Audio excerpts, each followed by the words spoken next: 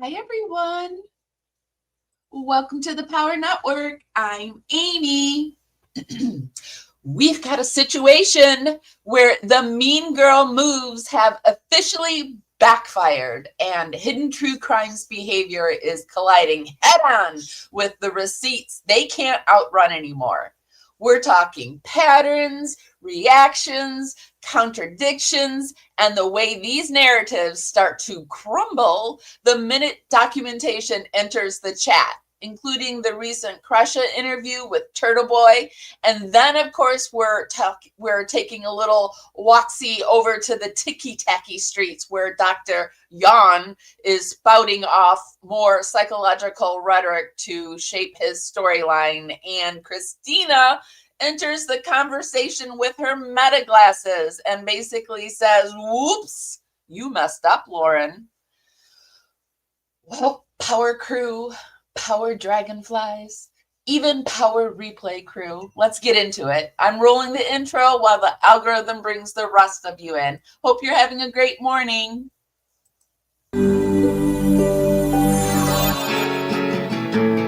Cavalier's drumming his old guitar again. Words rolling out into our fire.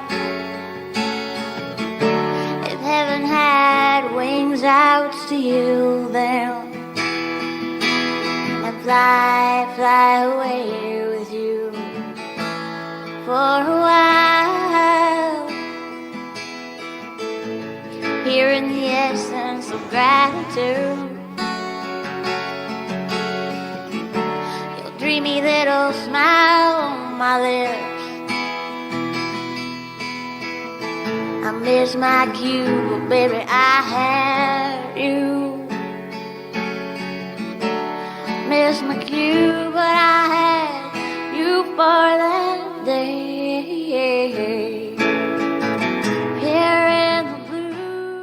Here in the essence of gratitude, it's so good to spend my Tuesday morning with you. I've been putting together this live for you. I wanted to do a little update on the recent going-ons in the internet, and I decided to just do another receipts edition because that's basically what it is. It's just like throwing receipts back into the narcissist's face, and they're like, what? And Dr. John comes out with his TikTok video about revenge. So you don't know what I'm talking about. We're going to get into it. Hold on, I need to take a drink.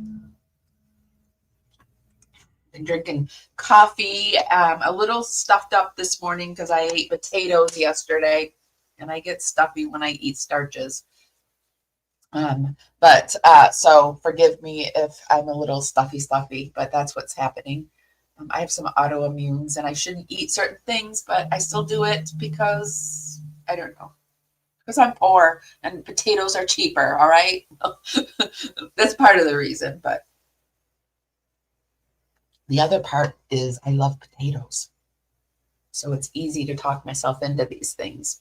Good morning, Kim. It's so good to see you. I wasn't sure if you'd be up this early, but I figured you would. You'd be hitting the streets early, doing the DoorDash. Yeah, he's on the ticky-tacky streets.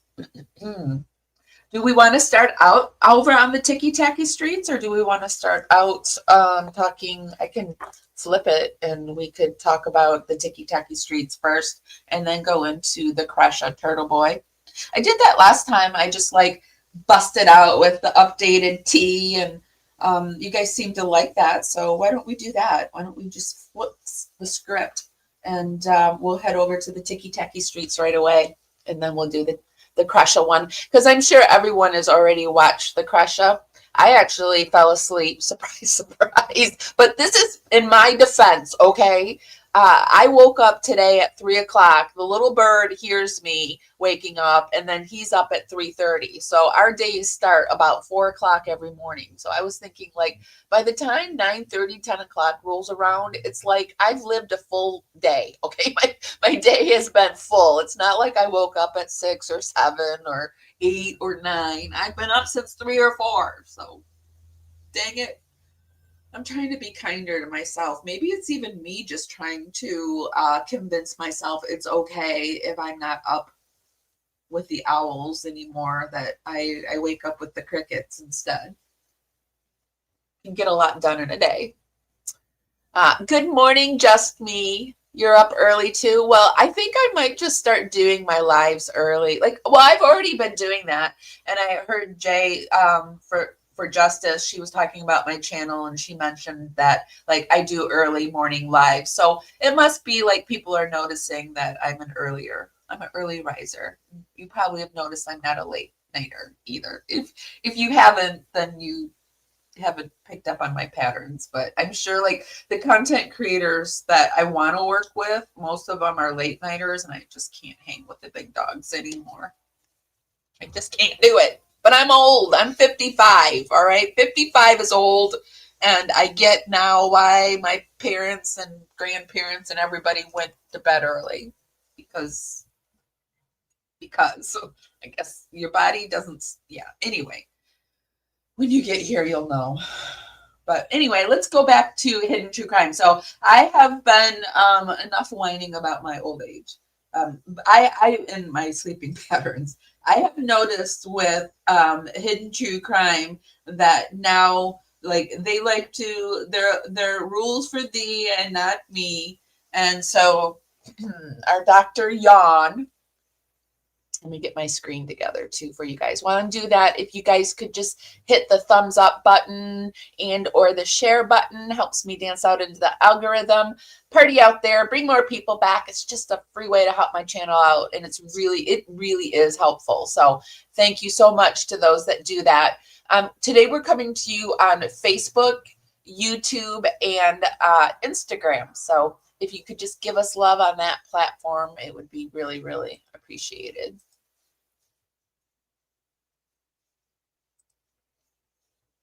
And we'll get Dr. Yawn up here.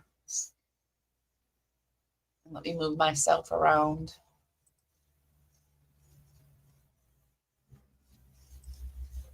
Hold on, I redid my background.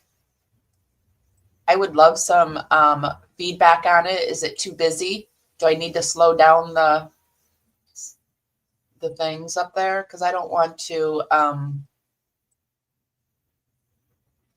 stress anybody out with visuals. Although I do like my bling bling visuals. I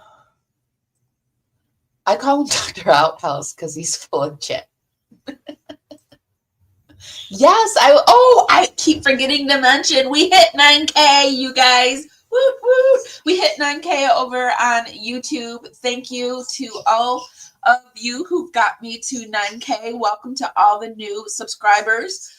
You know, I love my OGs, so now we're the power crew, and thank you so much. I'm so excited that we did that, and I would love to get up to 10K by Thanksgiving or even Christmas. We're gearing up for our annual live miss where we do a live a day leading up to Christmas. I've been thinking of playing with that. I don't know if I want to do 25 days or do the 12 days. I don't know. I have to, like, as it gets closer, I have to, like, feel myself out to see if I'm really up for the 25 days because I don't want to fail. But 12 days is very doable. So I might do the 12 days of Christmas. But anyway, we're gearing up for that. You're in Australia. Oh, so it's perfect for, wait, you're about to go to bed. Yes, ma'am. I fell asleep on Kresha too.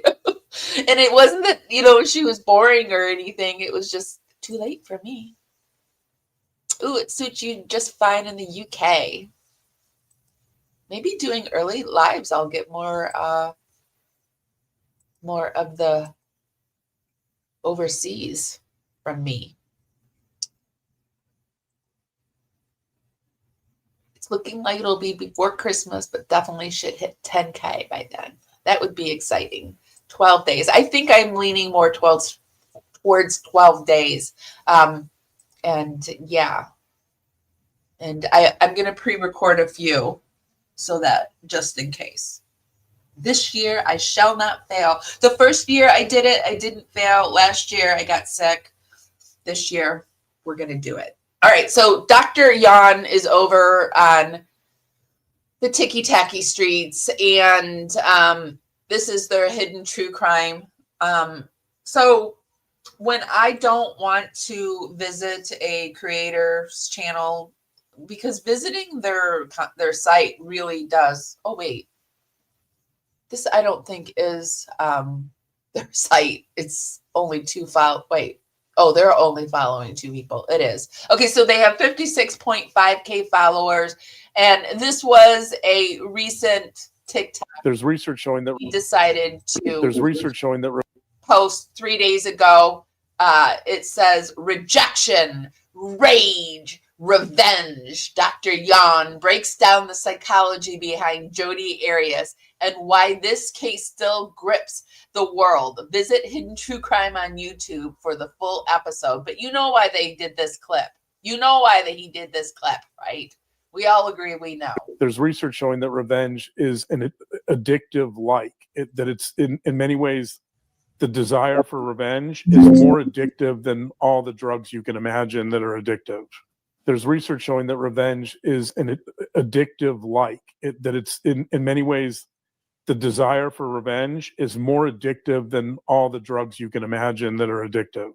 There's research showing that revenge is an addictive that it's in many ways. The desire for revenge is more addictive than all the drugs you can imagine that are addictive. You know what I hear? I hear like the Charlie Brown cartoon when the adults would speak. I wanted to take a look at this though, because I added, I haven't looked at this, what's pinned. Look, the van that scared Richard. I hated their coverage of the Delphi case. This is the end of the bridge where Abby and Libby walked and where Bridge Guy followed them and walked to the end where you can see that Abby and Libby had nowhere to go. It was essentially a dead end. Now, when he gets to the end of the bridge, take a look at what you see in the distance. Watch this. You can see in the distance right there. Can you see it yet? There we go. See that white spot? Zoom into that. That is Brad Weber's white van that Richard Allen allegedly claims scared him as it drove up, and that is down the hill. This is the end of Lord. I can't stand these two. So that was Dr. Jan over on the Ticky Tacky Streets. Do you remember? I don't know if you've seen my recent video that I put out. Christina put something out about 2 days ago on the Meta glasses. From the Power Network. Well, looks like Christina has something to say, and she's talking about the Meta glasses. WHOOPS, night, bitch, you made your bed. That's the dumbest shit you ever did.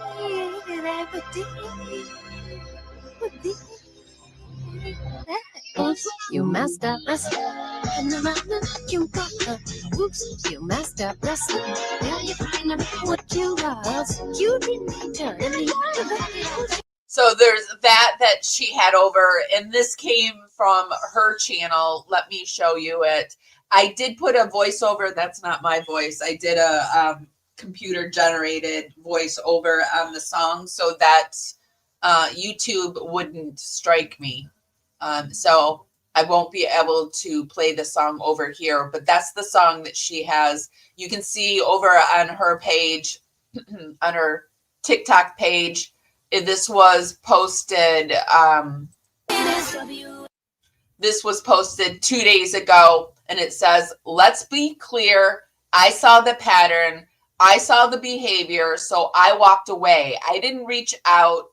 I didn't look back. I didn't enter her space. I ended the friendship, and I never second guessed that decision." Staying silent would have felt like giving harmful behavior a pass, especially when vulnerable people were being affected. I didn't create the problem. I didn't bully, harass, stalk, or trash talk.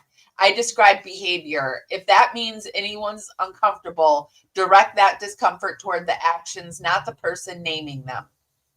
So that was basically her statement over on TikTok 2 days ago. And it went along with that song, Oops, by Meghan Trainor. And the comments are, she says, I feel, this one says, Hella says, with the eyes, and Christina says, I feel threatened. So this is Hella Utterance. I'm sure you guys have been watching them. They're from Australia. They're really funny. Totally threatened. This made my day. Love the glasses. This is brilliant. So glad you're back. I'm glad she's back too. We're all here for it. She for sure did you dirty, but it backfired. Totally did me dirty, she says, Christina says, but very on brand at this point. So she's even replying to comments, which is fun. Total backfire.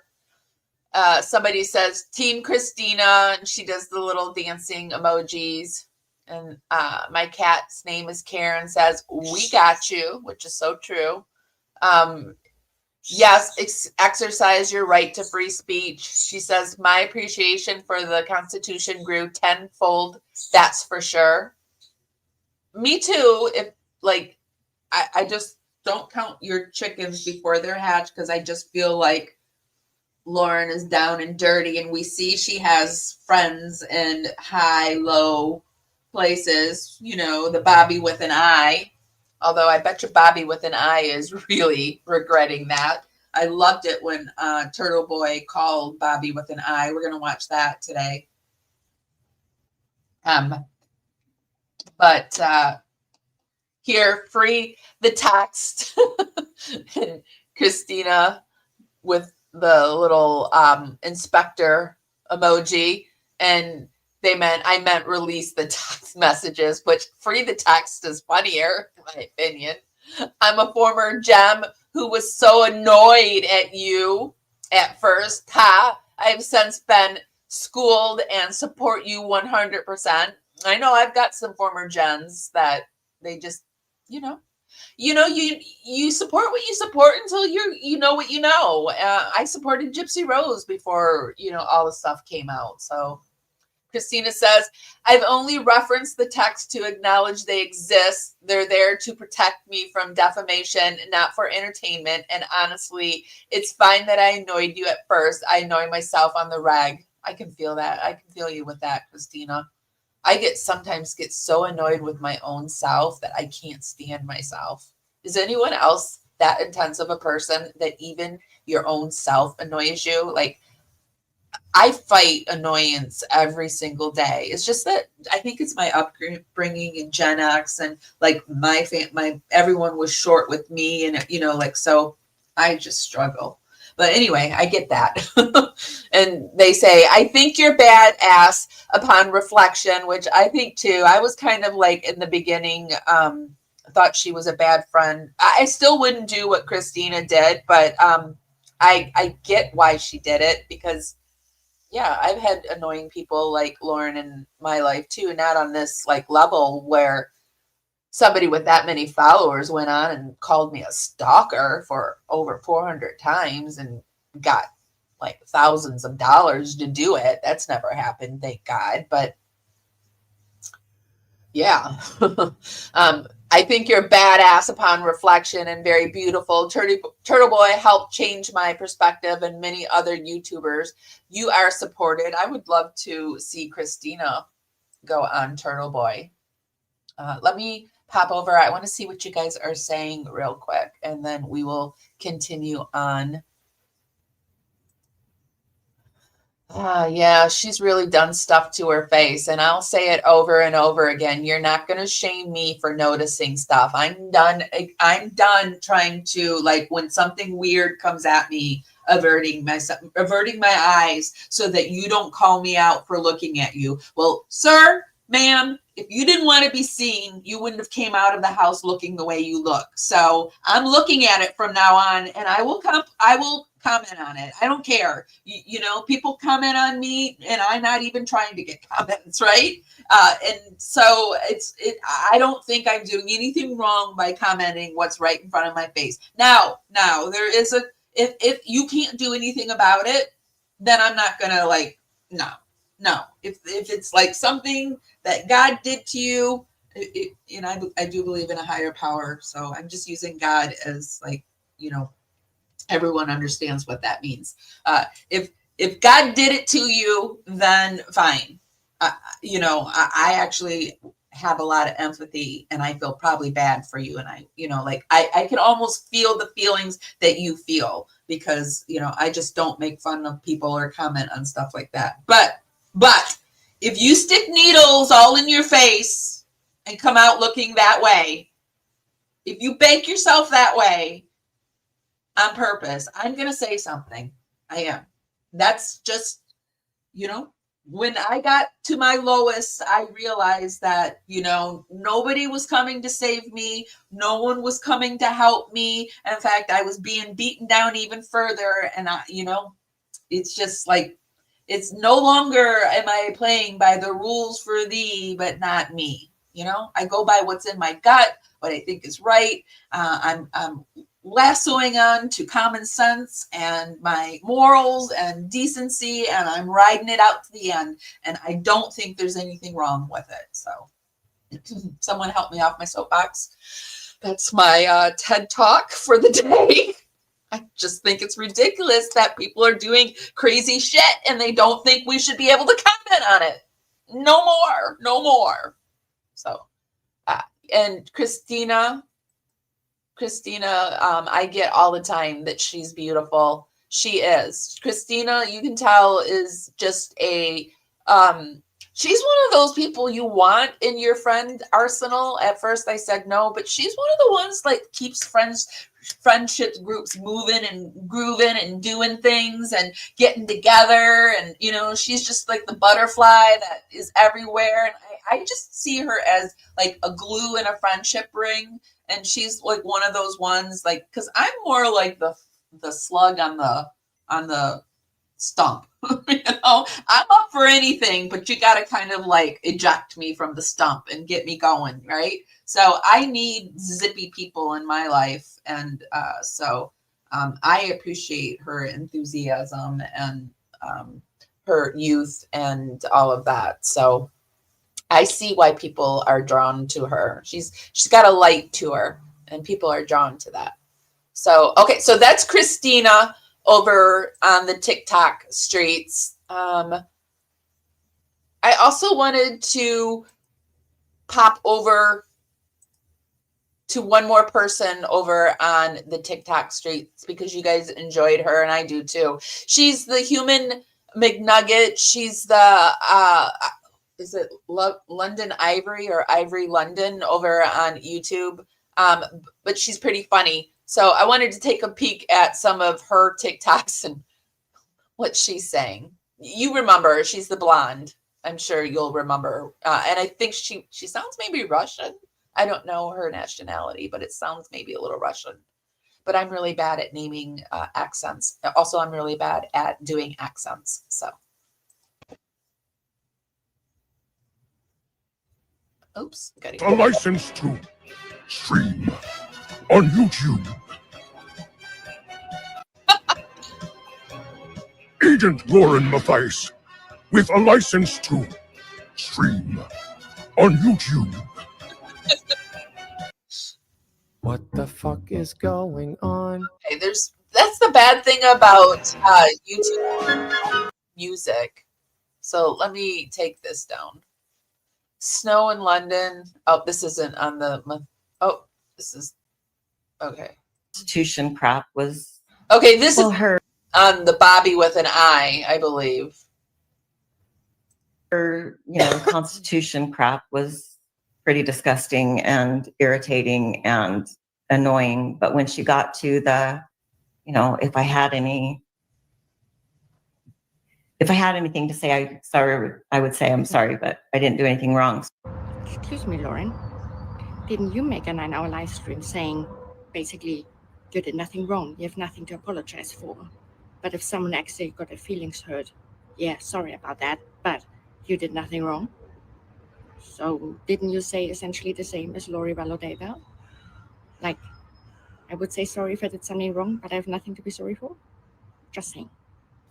Well, her, Constitution crap was pretty disgusting and irritating and annoying. But when she got to the, if I had anything to say, I would say I'm sorry, but I didn't do anything wrong. Excuse me, Lauren. Didn't you make a 9-hour live stream saying, basically, you did nothing wrong, you have nothing to apologize for? But if someone actually got their feelings hurt, yeah, sorry about that, but you did nothing wrong?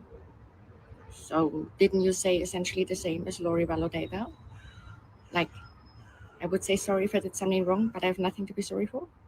Just saying. That sounds very similar to this little ditty that I put up on my community section, where a narcissist mindset, that didn't happen. And if it did, it wasn't that bad. And if it was, it's not a big deal. And if it is, it's not my fault. And if it was, I didn't mean it. And if I did, you made me do it. These are the rules that Dr. Lauren Grayson and Dr. Yan live by.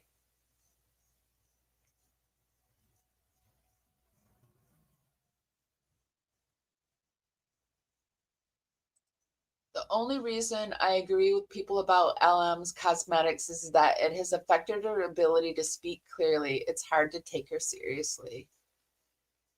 That, or I don't know, like, she's not been sounding normal lately, and it doesn't look like she had a fresh thing of Botox, or though she says she didn't do Botox. She does some kind of filler. And there's so much that you can do to your face. I do stuff to my face, but I do very minimal stuff to my face. And because you have to make a decision. You either have to let yourself age. I just want to look my age, but rested, right? Or you can look like Lauren. Like, I don't know what that's supposed to look like, because even young girls these days are doing that stuff to their face, so they end up looking like Lauren. Like, there's 20-year-olds that look like 40-year-olds. It's like, what is going on? And Lauren looks, I don't know. She's got that California Hollywood look, where it's a look. It's a look that people go for, and it's like, she's afraid of aging. And I'm sure it probably got even worse getting in front of the camera, because we do like getting back in front of the camera. I did see over here on Reddit. Let me find it. I am going backwards. Over here on Reddit, I thought this was a funny meme.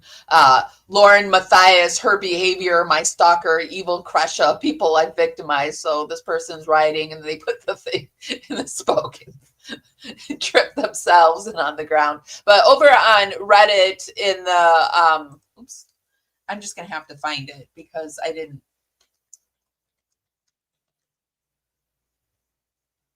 In the hidden true crime subreddit. Let me just find it really quickly.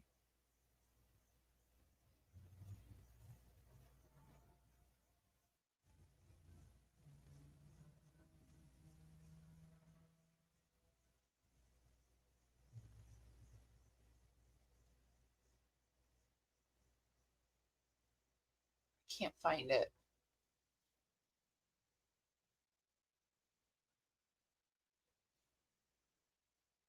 Somebody was talking about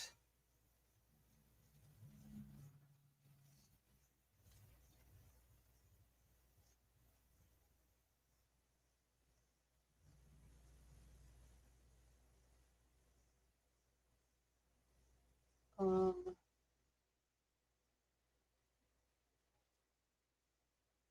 find it. Shoot. I'll try. Let's head over. Let's go back over to YouTube, and I am looking for a specific comment and see if I can find it that proves what I'm saying. But over here, let's go into. I wanted to look at the Kresha Turtleboy interview, and then I wanted to. Good morning, Amy Boston. I wanted to go in and look at Kresha's reaction to the interview.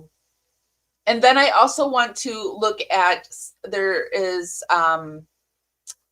Nick Starrow's response to Lauren Matthias, HTC, humiliated, and defendant's response to a cease and desist, because we know she's been firing off those cease and desist letters. So let me get this going, and then I will look in, try to see if I can find what I'm looking for. So anyway, there's that. All right, cool. All right, so I see Kresha backstage. I'm going to bring her up in one moment. If you guys are unfamiliar with this story, I did a 10 stream, power stream, going over Lauren Matthias's 9-hour whiny bitch fest about how a woman from Utah named Christina is mean to her on TikTok and exposes what a shitty person she is. And she tried to get a civil stalking injunction against her, got a temporary one based on lies. And then the judge made it clear, you're not getting a full year one. And so in order to avoid a loss that was going to be filmed by Law and Crime, she did her own 9-hour stream crying about it, right? And then on top of that, after it went horribly wrong, right, and everyone was like, what the fuck? That was after I did my thing kind of exposing her. At first when it came out, most people were like, wow, that's so messed up. Like Duty Ron is just like, oh, Lauren Matthias, how can I kiss your ass a little more here? Oh my God, are you okay, dear? Would you like a moist towel? Are you going to be okay? Captain Duty Ron Save-A-Ho is here, going to protect your feelings. Everybody be nice to Lauren Matthias. Oh, and then stop making fun of her eyebrows. Okay. And then, I came along and I watched it and I had a completely different interpretation of it. And it turns out that message resonated with a lot of people. And it turns out she's been a mean girl to not just me, not me. She's been kissing my ass, quite frankly, but because she said oh, Turtleboy, great work on the Karen Reed stuff, as if that's going to get me to stop. It's not going to work. I accept your compliment, but I reject your attempt to censor me. Okay. And as it turns out, she's been not only mean, to this Christina person to bully them, but also to the families of victims in various cases who she attempts to get close to in order to make herself more important. Remember, this is a woman who said that she canceled her or left her dying brother's side because she had to go to the Lori Vallow trial and sit with the family of Charles Vallow because they needed her there or something. I don't know. And it just didn't go that well. So apparently she has been in yeah, that's what I'm saying. It's not going so well for her. It's not going well, and they're just not happy about it because what's happening is not only are receipts coming out about what happened with Christina, receipts of their entire life is coming up. It's like they've opened their doors to the world, and Karma is just having a field day, TPing and egging and, just giving them a little dose of their own medicine. Some trouble. She's been having some issues here with Kresha. So Kresha is and Kay Woodcock. Kay is the sister of Charles Vallow, okay, who is one of her many victims. The father of, I believe, both children that were killed by Chad Daybell and her. And okay. So let's move it forward. What I do here is I put a lot of videos together, a lot of sites. It's kind of like a hodgepodge of mixed media to create a story. And I put all the links to everything that we view over in the YouTube show notes. I do this for fair play, for fair use, and to cite our sources. So if you ever want to watch anything in its entirety, you can head over there and find it. And then also, so this is her. And everything that we do and talk about is my research, my opinions. It's for entertainment and educational purposes only. This is Kay's daughter. So this would be the cousin. We don't urge you to go anywhere. No flying monkeys from our channel, yada, yada, yada. Cousin, I guess, of Tylee and JJ. Right? I apologize. I don't know this story as well as the other ones, but so I'm gonna have Kresha on now, and she's been bullied as well by Miss Matthias, and she's going to talk about her experience. Remember, this is a family member of a victim who she supposedly is here to like stand for. So we're going to bring her on now and hear about what's going on. Hello, Kresha. How are you? What's up? How y'all doing? Nice to meet you. You too. Finally, right? Yeah. Did I get the introduction right? Those are your cousins that were killed, right? You did it better than I would explain your situation. So, well, JJ is. Well, he was my nephew. He was my only nephew. I have no other nieces or nephews that are, I have step. But he was born to my baby brother, Todd, who I just adore. Okay. Like I've always been really close to my brother. So our uncle, Charles Vallow, who was married to Lori, who became Vallow, they adopted my brother's baby. But my parents had custody of him at that time. So, so he became, I guess I never really thought about it, but he became like my step cousin or my cousin. I don't know, the adoption. So JJ was adopted by his great uncle, and which was mine and Todd's uncle. That's my mom's brother. My mom's brother was Charles Vallow, and JJ was her grandson. So it's like, I know it's confusing to some people. I get it, but I'm family. The Vallow family is my family. That's my blood. Okay. So when Lori and Chad went, marking my bloodline basically, and then killing them, or killing two of them. Tylee is my step cousin, technically, although she's the same age as my between the ages of my kids. Anyways, it's just a mess, and so that's what we've been dealing with for the last almost 7 years. Yeah, just court with Lori Vallow, a psychopath. How well did you know Lori? No, thank God, not well enough. So this is the family tree that you get here. So you have Lori's here, okay, and then she has new husband Chad. Chad's wife Tammy is dead. Has she been? Has anyone been convicted of killing her? Is that well, Chad and Lori have been convicted of killing the main players, I guess you could say. Okay, but and they have Alex did the dirty work. Alex was like the hitman. Allegedly, I wasn't there. So and then he's dead. Yeah. And now, and he died under suspicious circumstances too, I believe. Yeah, he died of being a dick. I don't know. Okay, died of being a dick. And then there's JJ is Lori's son, biological son, correct? With JJ is. Oh no, he's adopted. He's adopted. I apologize. Yeah. Okay. Yeah, he had autism on top of that. Yeah. He was 7 years old when he was murdered. Tylee was 16 years old when she was murdered. She was dismembered. I'm sorry. It's true crime, y'all. Yeah. She was dismembered, her partially burned. All her remains aren't even together, both children were found buried in the backyard of Chad. Yep.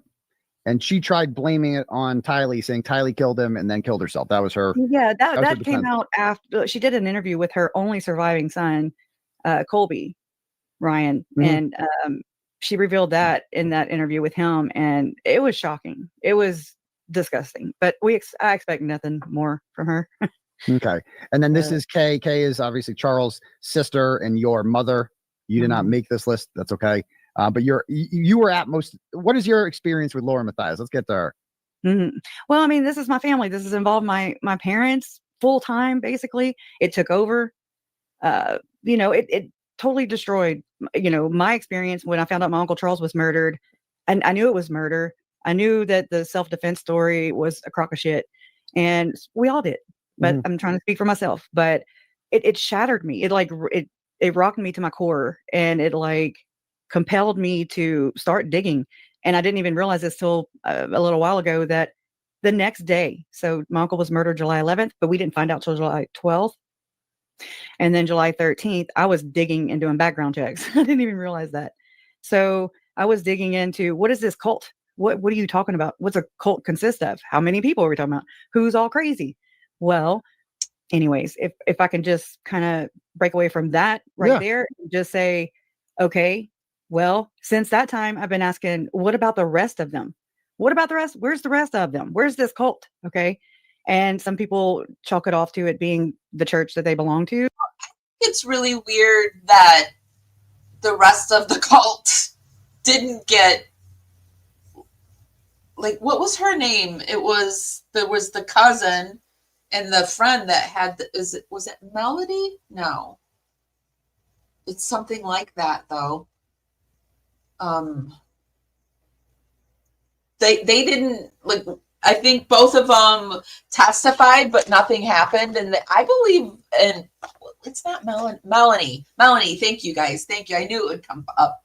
So Melanie, the cousin, tried to unalive Brandon. I believe she was in on that. Didn't get charged at, but this is just all my opinion, you guys, allegedly, of course, but didn't get charged. And then the other Melanie, that was the friend that lied to the police in the beginning, but then decides, I better not lie about JJ. And I don't understand it. Melody.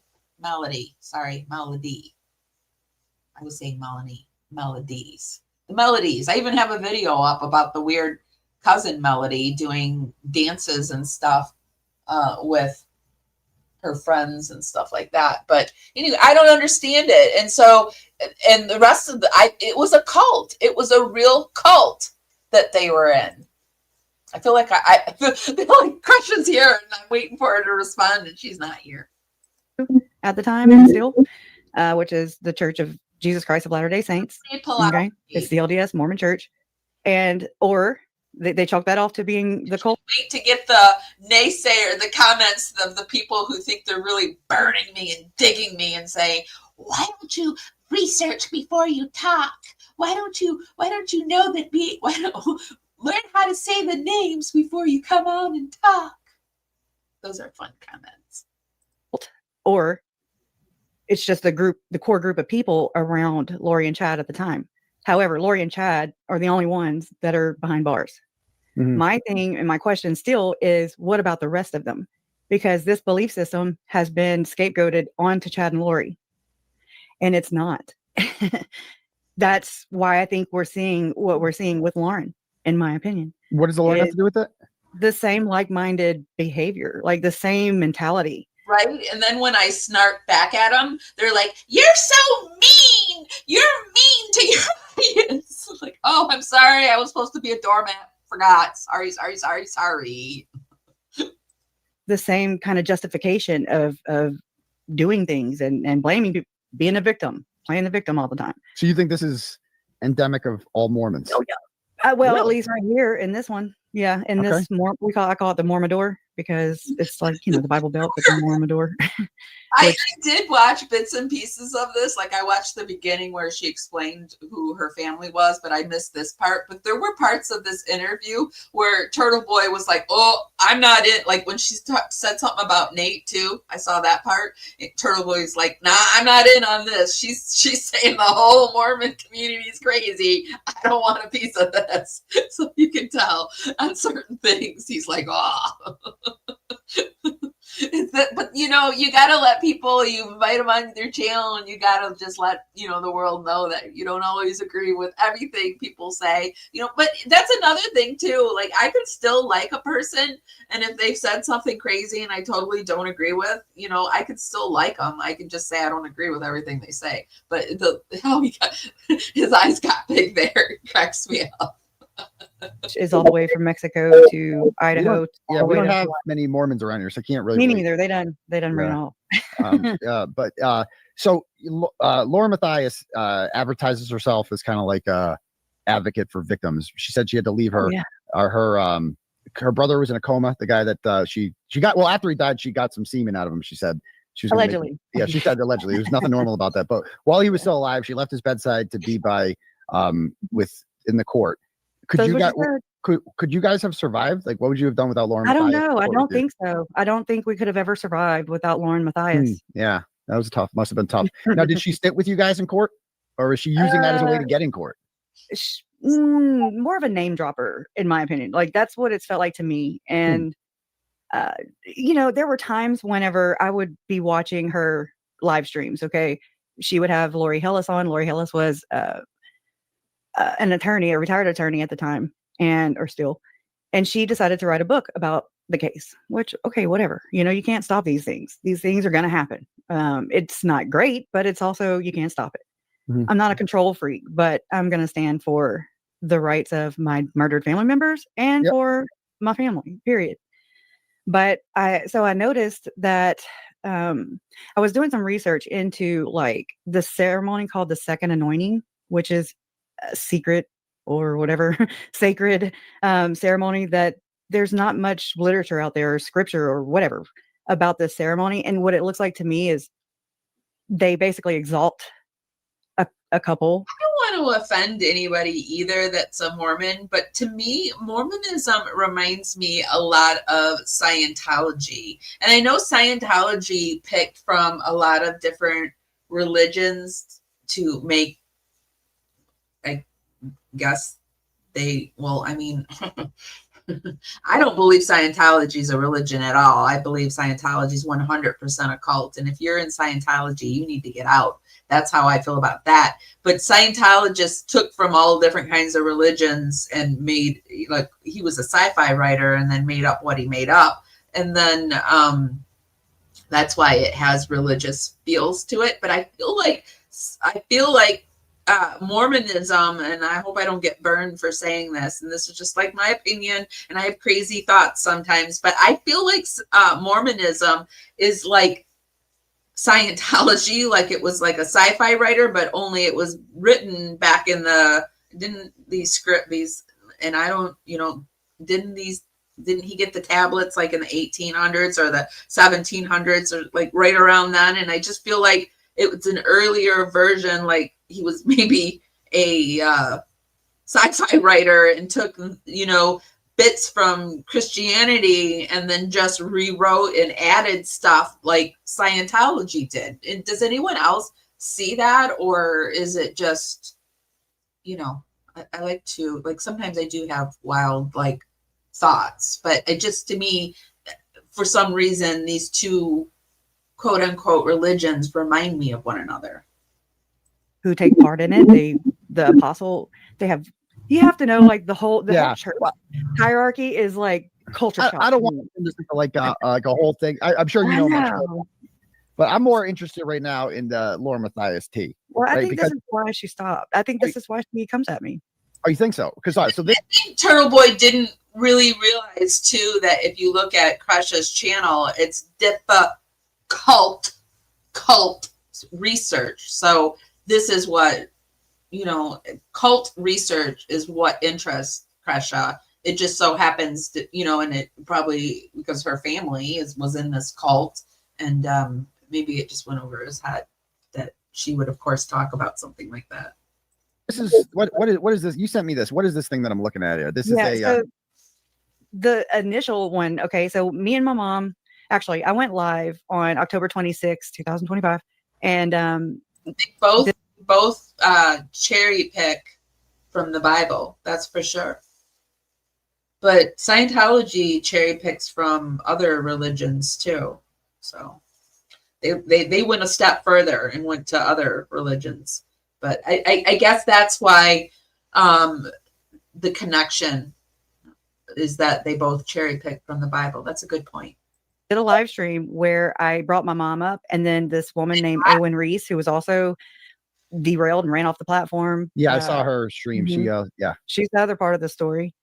And I mean, so that happened. We went live, and then I pulled my mom in. And I have to say, I think that's what makes me even more uncomfortable about those two religions, and is that they are cherry picking from this, which, I mean, I have thoughts about the Bible. I believe in a higher power, God. I believe Jesus walked the earth. But I do believe that man has dug its little dirty hands into the Bible and has changed some things, because I don't believe our person up in the sky above us would do some of the things, would lead us to do these things. But anyway, it makes me even more uncomfortable because they did those things, and it just makes it, to me, it makes it more of a sham. But when you're born into these things too, I get it. Like it's so hard when your family is one way coming out from underneath that. It's a struggle. So I understand Kresha's interest in these things. It interests me too. But I mean, and I didn't even have this happen to my family, but I remember the first video, well, it was an audio book that I read about Mormonism, and I just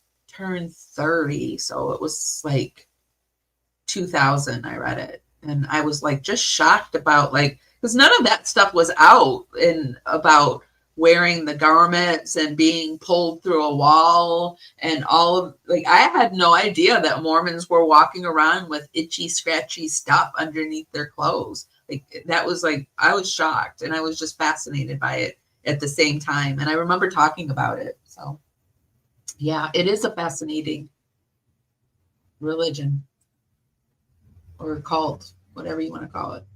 And while my mom was talking, I went to Hidden True Crime and I typed in the interview that they did of my parents. Okay. My parents. And I wish I wouldn't have done it now, but I'm also kind of like, oh, well, I mean, because it really does expose her even more, and it also validates the shit I'm talking about, because this is the level of the human being that I've been dealing with for years. You know, it just shows her nastiness.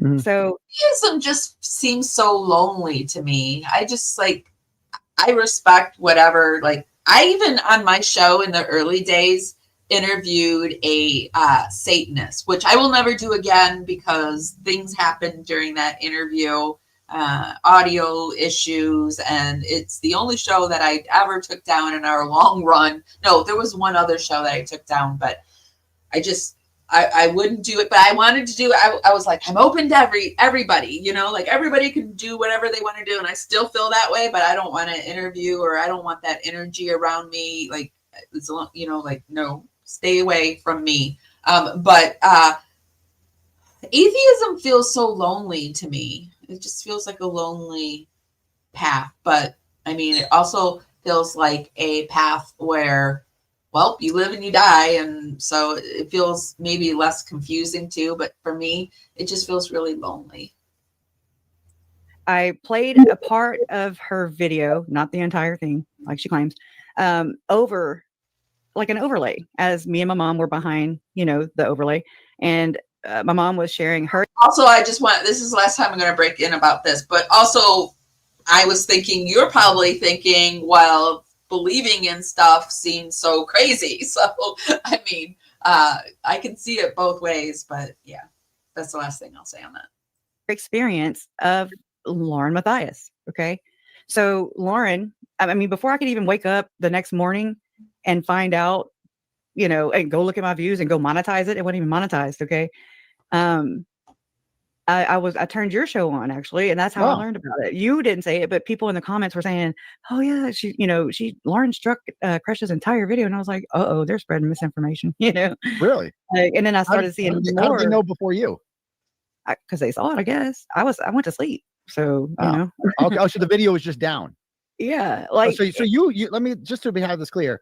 So she streamed, or you streamed. One of the few people I talk a lot about going through some recent trauma in the last like 5 years. I went through a lot of trauma, and one of the few people that helps me in my deepest, darkest moment is actually an atheist. And I will say that the people that traumatized me the most in my deepest and darkest moments were Christians. So if that says anything, I'm just like, I don't care like who you are, as long as like in your heart it's kindness, right? Like you just whatever gets you to your kind place, I'm not here to make you think what I think, believe what I believe, feel what I feel, because I don't want anyone to do that to me. So I try really hard not to, but I will say one of the greatest people in my life is an atheist. So I just, the kindness is there. And they said, I find we cherish the life we live more. And that really stuck with me. And I find that to be true just from the kindness I received from that person. I wouldn't be here probably without certain people during those deepest and darkest moments. And you find out really fast who's willing to stick around. And it's not a lot of people, you guys. I promise you, it's not a lot of people. If you're in a prolonged illness and a mental health state that lasts years and years and years, there's not a lot of people that will stick with you. That's not doom and gloom. That's just truth. And that makes you really reevaluate life and the way you care about what other people think. Like, you weren't there for me when I thought about taking the exit route every day for 3 years. Where were you? You weren't anywhere. So what you have to say to me just doesn't matter, because I was the one with a few people that in the help of my higher power and pulled myself out of it. Right. So I say often, I see bad things. You can make good things happen out of bad things, and you can make bad things happen out of good things. And I don't see things too much anymore as good and bad. They're just really lessons. And I pray that Lauren and John and Grayson will get this lesson. But from seeing what Dr. Yan put out, and I know it has to do with Jodi Arias, but I know he's talking to the masses about what's happening to him and Lauren Turd and Grayson, and I don't see any growth. And so it's not mean girl behavior when you call out bad behavior. And it's also not hater behavior when you call out bad behavior. It's calling out bad behavior. I don't know where we got into this day and age where you're not allowed to say anything, or you're that very thing that you're saying. But no. And Kresha got caught in the crosshairs of all of this, and Lauren never liked Kresha. And this is my opinion, but like with the text and whatnot, Lauren never liked Kresha. And she saw this as her way in. And no, Lauren never expected the internet to support Kresha, right? Because she's just so used to Kresha. Because even in the very beginning, we see Turtleboy showing the picture of the Valo Daybell lineup, and Kresha's not even on that because she's been left out the whole time. And so Lauren thinks that, the internet will gang up on Kresha again, but that's not what's happening, because Kresha has receipts. The internet has receipts. And, but they're still trying to gaslight us. That didn't happen. Well, if it did happen, you made it happen. And then there's just those hidden gems that are just hanging on, there's just people out there that will just believe shit to believe it. Doesn't matter. You can give them all the receipts you want. It does not matter. And those people, my friends, are energy vampires. I promise you, they're energy vampires. They have learned that they will deny. They will cause anger in you, and they'll just suck it right in. Suck your energy right in. They feel better. You feel drained. You feel crazy. They feel validated. Don't do it, you guys. Don't do it. And the way I'm a Gen Xer, so, I got your mama jokes in my back pocket, just waiting. I'm not out there trying to find trouble, but if trouble finds me, it's in my back pocket. I know. I got my answers in my back pocket. And that's when I pull out my snark or whatever to deflect it back to them. And they hate that. They hate it when you show a mirror back to them because then you're a mean girl, right? You're mean. So you just don't buy into their BS. I'm here to tell you I've been to the dark side and I feel like I'm coming back with the light. I feel like God whispered into my ear in the darkness and showed me what was really happening. And this is what we're not going to do. And I got out of my darkness and I said, if I come back, I will create a beautiful life. And that is my goal. And in my beauty, there's truth. And don't let people take your truth from you. Don't let them, because they will try, and they're energy vampires, and that's what they want. So, gosh, that's my second soapbox. Oh, another TED Talk. Get me down. All right, here we go. On your channel, portions of her interview of your family. She got me for a 17-minute and 42-second clip. Did you comment on it? It was playing, and my mom was talking behind it. Isn't that fair use? Isn't that? Aren't you One would think. One would think. And did you appeal it? Did you appeal it? Yes. Did you win? I did. Well, no, because Lauren's doubling down. Okay. I sent in, I got the copyright. That's what this is. This is the title work. Second part, you know, Larry, like Larry the first Woodcock part, breaks down over JJ Vallow's murder, an interview with Kay and Larry Woodcock. That's what. So good to see you in here, Kresha. And I just want you to know that we support you here. Also, I wanted to tell you guys, you had been asking me to do the GoFundMe for Kresha, and I did hear Kresha say that she has a way over, and we're going to show her website or YouTube channel at the end. I don't think there's a GoFundMe right now, but if you want to support Kresha and her legal, or like just even support her, right? There is a link over there on how you can give her some added support. They're talking about there? Yep. Okay. And Larry is Larry Kay's husband? Mm-hmm. He's that's your father. Okay, dad, yeah. Okay, you're gotcha. Okay, cool. He's and so you clip part of that and you appealed it, and then as part of the process, she has to file a lawsuit. She has to show a lawsuit has been filed, right? I mean, I don't really know. It's my first time ever. Oh, I've been down this road before. It's funny. So really? Have you heard of a woman by the name of Krusty Panties before? No, just through you. Okay. So Krusty Panties back in 2020, she wanted a video down. She did a false copyright on me. And then you were like, you have a chance to come back and be like, I dispute this. And so I disputed it. And then the burden is then on them to show that a lawsuit has been filed for copyright. Krusty Panties, Gypsy Roses, Krusty Panties, because I know I've seen Gypsy Roses, Krusty Panties, which I can't believe some of the words, some of these names people go by that I find myself saying. But is that the same person? And she submitted a fraudulent, forged copyright complaint. She took an existing 2013 complaint in federal court for copyright and put her name and my name on it, and then submitted it to YouTube, but she forgot to change the docket number. And so when you search the docket number, the 2013 case came up. And so that seems to be what happened here, is that she has, so you disputed it, and now she has to file.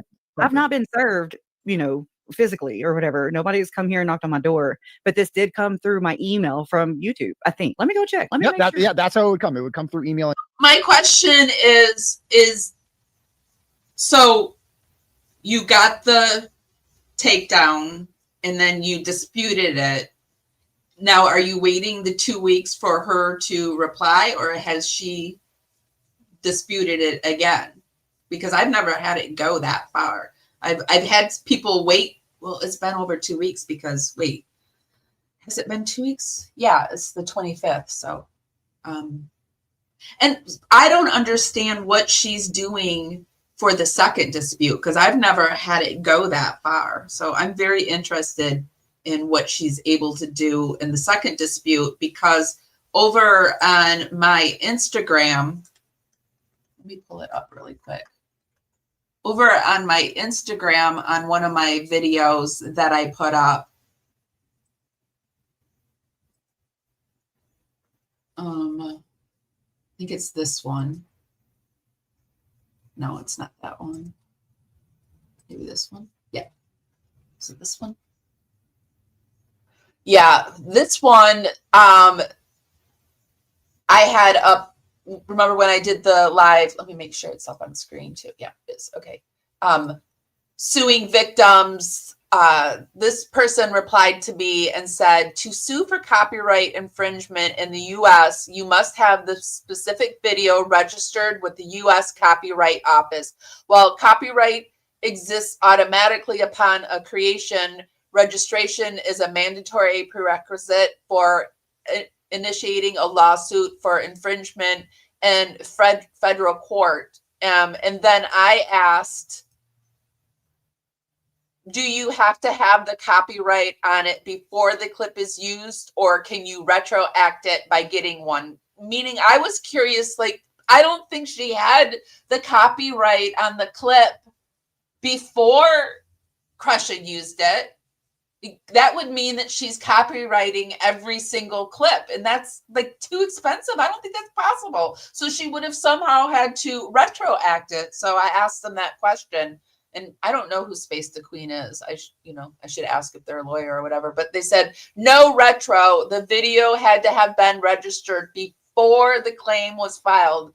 I went to the Copyright Office website where you can search for copyright registration, but I did not find it. I searched in several different ways, but that doesn't mean it's not there.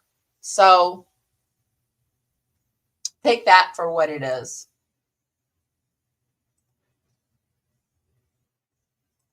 Good morning, Crash.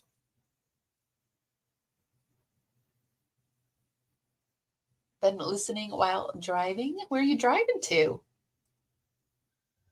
She's using her money now to shut you up. She knows you're on a limited budget. Yeah, but she doesn't know that. Well, she must know now that, I'd be willing to give $5. And I've only given money to one other creator on here to help with them fighting an unjust. Freedom of speech is so important to me. Even if you're saying shitty stuff, it's important to me. I don't approve of it. I don't agree with saying shitty stuff, but as long as it's not harming, bringing real harm, it is what it is.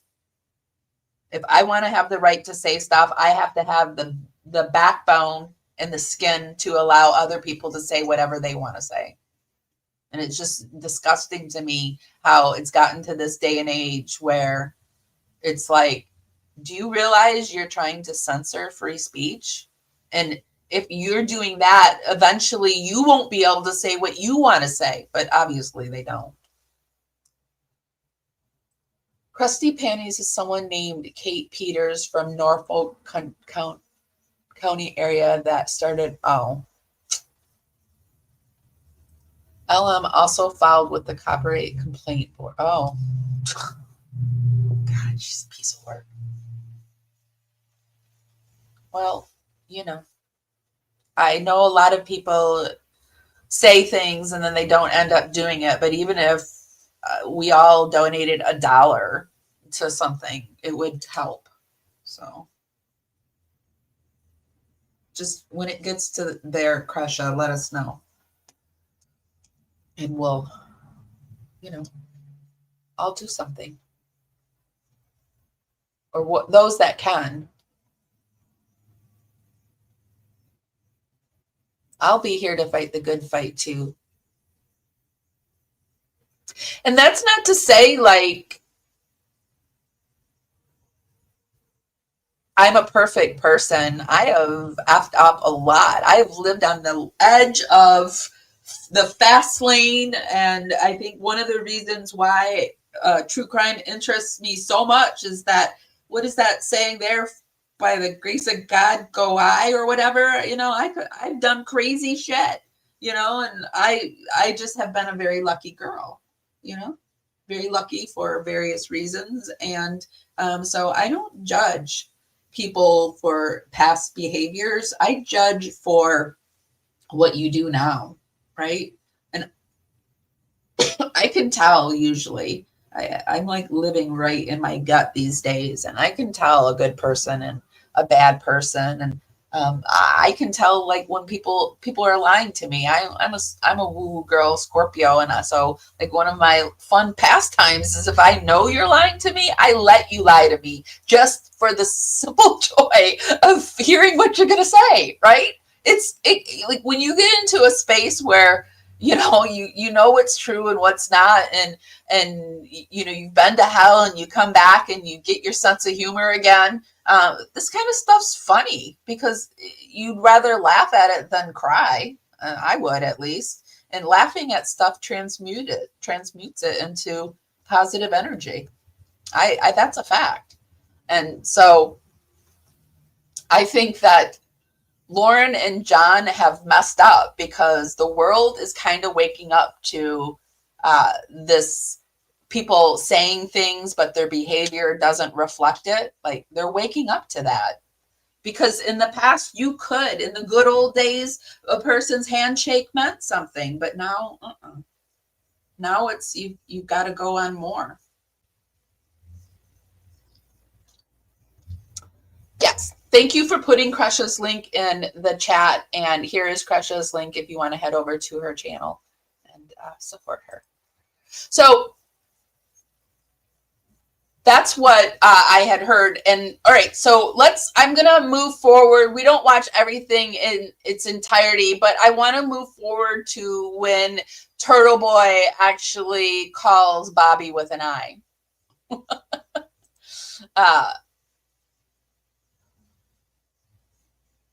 So if you don't know what we're talking about, we did cover this, and it didn't get, hold on a second. It didn't get many views, actually. I was kind of like, didn't understand why it didn't get many views, but it didn't. It was when,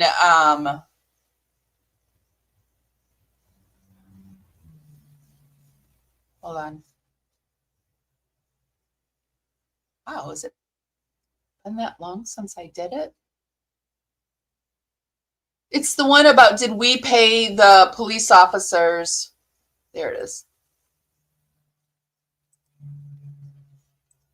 Down to the vendor tables. And it had something to do with this same lawyer that we're going to look at. But did we pay the police officers to pay for hidden true crimes police presence? And then they also, this was right around the time where the email came out from Bobby with an I, who is a police officer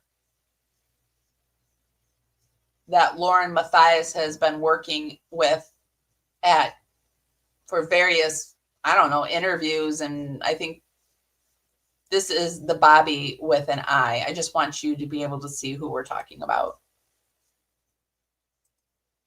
Quite the twist in this heartbreaking story that unfortunately is a true story. So Bobby with an I is the one in the middle, and this is a email that they sent out for CrimeCon. I got a little bird in the house too, and his shower is winding up. So if you hear some screaming and screeching, the bird is emerging from his shower, his morning shower. So this was from Bobby with an I. She is a detective, and she sent it out to all of these people about a threat to CrimeCon and warning them that Lauren had a stalker. And so I will link that if you want to take a look at it. Maybe you want to look at it now. So Turtleboy decided to call this detective during his interview with Kresha.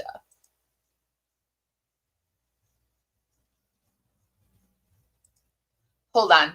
I knocked it off I got to get it back up there.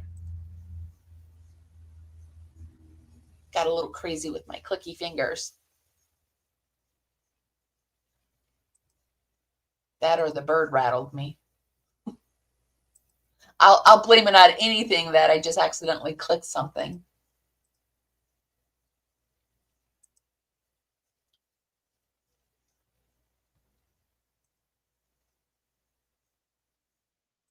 Great. Sound. This It's a her. detective major crime. Hold on. I have to call Who? her. This It's a detective, her. detective major crimes, Bobby. Oh, Bobby. Oh, okay. It's a Bobby with an lady. I. Okay, I can call him Bobby right now. 761. We're calling her right now. Let's see what she says. Do you mind? Do you mind being here for this call? Bring it on. Let's do it. That bird of mine. This is nuts. Oh, she answers. I wonder if this is a cell phone. Maybe she's watching. Hi, you have reached Detective Olson with your work. We serve major crimes, homicide. Oh, major crimes. On my desk, so please leave your Major. name, number, and a case number if it applies, and I will get back to you upon my return. Thank you. Record your message at the tone. When you are finished, hang up or press pound for more options. Hi, this is for Detective Bobby with an I. This is Aiden Carney from Turtle. I have to tell you, it cracks me up that he calls her Bobby with an I. That cracks me up because in college, well, my ex-boyfriend wanted to name his first daughter Randy, but with an I. So then we broke up. This is my meanness, all right? This is my little level of pettiness. So when we broke up, I got a dog. And what do you think I named that dog? Randy with an I. That's exactly how I told everybody. This is Randy with an I. Randy with an I. That's why it cracks me up. But it is still funny, Bobby with an I. Turtleboy Daily News calling. I understand that you are the lead detective for Major Crimes Homicide Unit in the city of Aurora, Colorado. And I understand a major crime that was committed in your vicinity was that a woman who makes TikToks went to a crime convention that she paid for. And I'm reading an email right now that you sent in which you said that you guys were going to find this lady, Christina MacArthur, because she makes really dangerous TikToks. And I was kind of looking for a comment from you about what particularly was dangerous about TikToks, what was threatening about them. I also noticed that you say in the email that Lauren and Grayson, who are totally normal people, by the way, Grayson is totally not like in a cult or anything like that. And she doesn't look like she has a paper plate face or anything like that either. You said that they're huge supporters of law enforcement and thus are more worthy of your protection than anyone else. What did you think it was appropriate to say that? Do you give this sort of protection to people who are, huge supporters of law enforcement, or just people in general? Like, do you treat everybody the same, or does your protection of them based on how much they support law enforcement? And how exactly does she support law enforcement? What does she do specifically that makes her a supporter of law enforcement? So I'm just kind of wondering, and now that she's been exposed, that you might have seen my YouTube presentations and other people's, she is a complete fraud. And so your city police department has been completely embarrassed about this. And we're actually live to tape right now.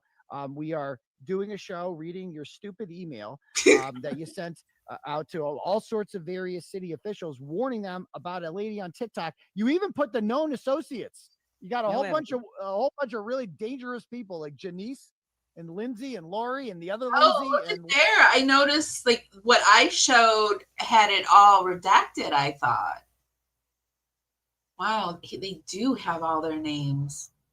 That's low. That's really low. Liz and Gemma and Julie and Emma and all of them. So I wonder, did you track down these scofflaws, detective crimes? I know this is really serious. I'm sure there's no like with all the police presence. Did you wrangle them down? Did you look for them? Did you have eyes on them all throughout CrimeCon? Because everybody was in danger, and I want to know what Lauren's doing now to protect herself, because she's just running out there fast and free, willy-nilly. She was in real danger last month. What's happening now? Murders or anything in Aurora that need you guys to keep an eye on. So thank you. I just want to thank you for keeping CrimeCon safe from dangerous TikTokers out there. And if you could just give me a call back, I'd love to talk to you, because I got more tips on this detective major crimes. So give me a call back, Bobby with an I, and we'll talk soon. Bye. So detective major crimes, Bobby with an I. We're all waiting for your response. What do you think what Bobby thought when she listened to that? they probably were like, oh, these people are weaponizing. They're weaponizing revenge. They're big meanies and they're weaponizing it.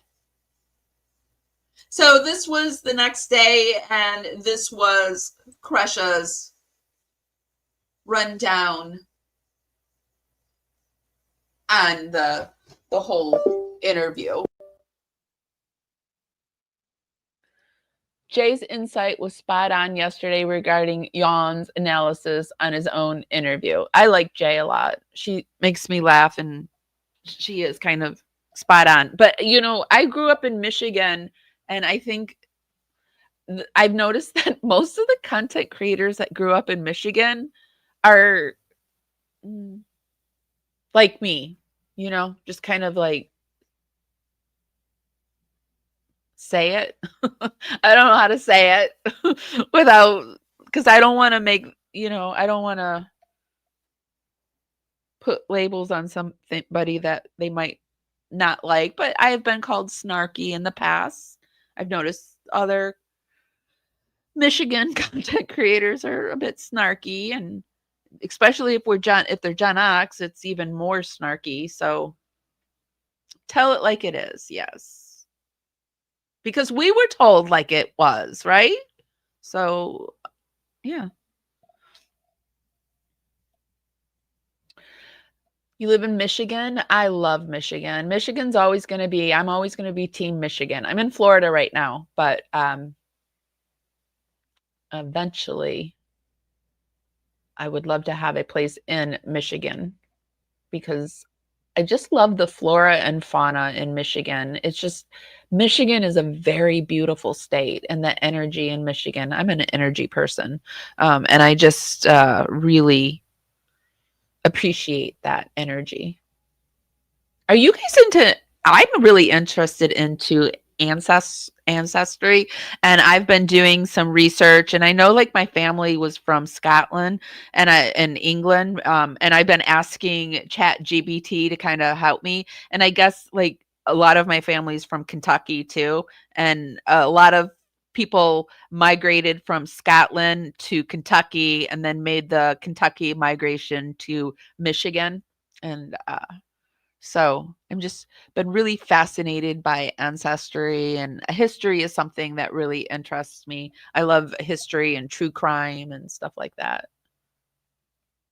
You're in Louisiana. Louisiana is another place where I want to visit. I was in Louisiana before Hurricane Katrina, and I am fascinated to go back to see if it feels different. You're in the bushes with coffee. Oh, every day with Jay. Jay's here. Michigan girls do rule. Good morning, Jay. So good to see you. You're in the bushes. Are you a hunter? What does that mean, in the bushes with coffee? I have I bought some new cinnamon and I put it in my coffee, and so I've got this yummy cinnamon coffee this morning. Okay, so guys, just a quick, if you could give me a thumbs up and share this live, helps me go out into the algorithm. It really, really, really helps a content creator when you do this, and it's absolutely free, and it's really, really appreciated. Also consider subscribing if you like my content. I would love to. We hit 9K, so woo! I really admire Jay, and she's like, there's certain content creators that I watch that I admire, that I put in the back of my mind that I would love to do my show this way or that way. I don't copy it, but I might take an idea and like, I always say where I got the idea, and like, and then just kind of spin it to the Power Network. And doing our Dingo the other day, playing Dingo, was definitely taken from Jay's channel because I love the interaction. So I am this week going to try to learn a new streaming, because you can't play Dingo or Bingo very well on StreamYard. It sucks. because you can't get the two things up there to play it. So I am going to be doing some private, well, not private lives, but lives for the Dragonflies, which is the membership program over on YouTube, so that I can learn this new a new software so that we can have some fun here, because that's one of the reasons I go to Jay's channel, is because she does all those little added things. But I'm telling you guys, it's not easy to doing all that. So appreciate what she's doing, because it takes a lot of like mind coordination to get that all together. I'm pretty proud that I did it that night, but I have to tell you, like, I had a stroke like 3 or 4 years ago, and I can definitely tell that my brain is healing because I was able to do all of that. But I'm telling you, I didn't even do it that well. So appreciate what Jay's doing for us, because it's not as easy as it looks. Equate. Oh, but what I was saying, there are certain creators that I admire, and Jay is one of them. And so I think that's a good way to, when you want to go after something, if you see things that you like, you can say, I like that, that's for me, but then twist it, spin it so that you make it into your own. Because I mean, really, there's like, we're just all using each other's ideas, but give credit where credit's due. But there's no shame in, if you like an idea, making it fun and doing it for yourself. Hate or violence or anything of the like. So don't get it twisted now. And hey, Hidden Gems, will you please hit the like and or unlike, dislike? Either way, interaction with the channel really helps it grow. Let's continue that Streisand effect. Okay. I really don't think the Hidden Gems understand that putting those comments in our comment sections is actually helping us. The way that you would like, I think I saw in her Patreon or something like that, she was telling them just not to engage in us, and that actually is the way to handle it. Not, you know, telling us we're mean or we're this or that, just ignoring it, because, you know, not feeding the algorithm. But I will say too that I have gotten where limited audience on some of my videos that I've been doing recently. It just means that you get limited audience, it means that you don't get as much money on the video. Like you get practically nothing on the video. YouTube just basically claims it all. So I've been getting limited audiences, and you just have to dispute it. But that means that people have been reporting your video as inappropriate, and then YouTube will be like, oh my gosh, you know, this is an inappropriate video. So to me, where has Lauren and John been telling them to do that? And this is just all allegedly, and this is my opinion, but whenever I start getting limited videos, when I haven't gone against any policies, I'm not talking about schmurder or grape or any of that, right? I'm just talking about Lauren and John and Grayson, and I get a limited audience. That means that somewhere along the way, they've instructed them to do that. So if you're a content creator and you're new and you're getting limited audience, just dispute it. Just dispute it. They'll clear it and you'll be on your way. Anyways, I'm joking. You guys are welcome too. But yes, we're live. We're live. I'm going backwards as per usual. So what I did do, hey, Salt and Pepper, and Nina Canadian, Kimberly Porter. I'm running through them quick. Welcome in.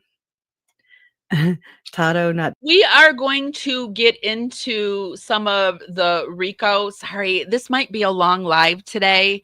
We're going to go over, I do have some of the Rico stuff, but I want to look at Kresha's reaction, and then there is a video. I just want to listen to what Kay had said. I want to refresh our memory. There's a 25-minute thing that was put out on Kay's take on it, and then we'll go over and look at some of the legal stuff, the defamation and whatnot. So, but the Rico stuff, I'm a little confused on, so I might need some of your help because there's so many plates spinning right now. But when we get there, I'll ask you my questions that I have. Kind of like the questions I had on the copyright strike with Kresha, but we kind of got the answer to it. Tudo. That's cute.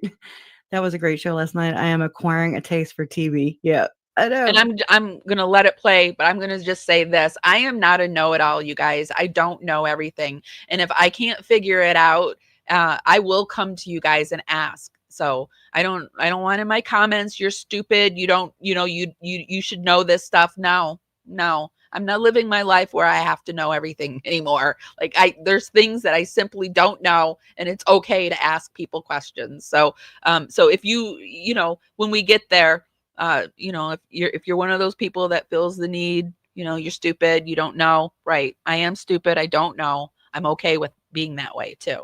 So there's that. I did think about doing the brows, man. I was ready.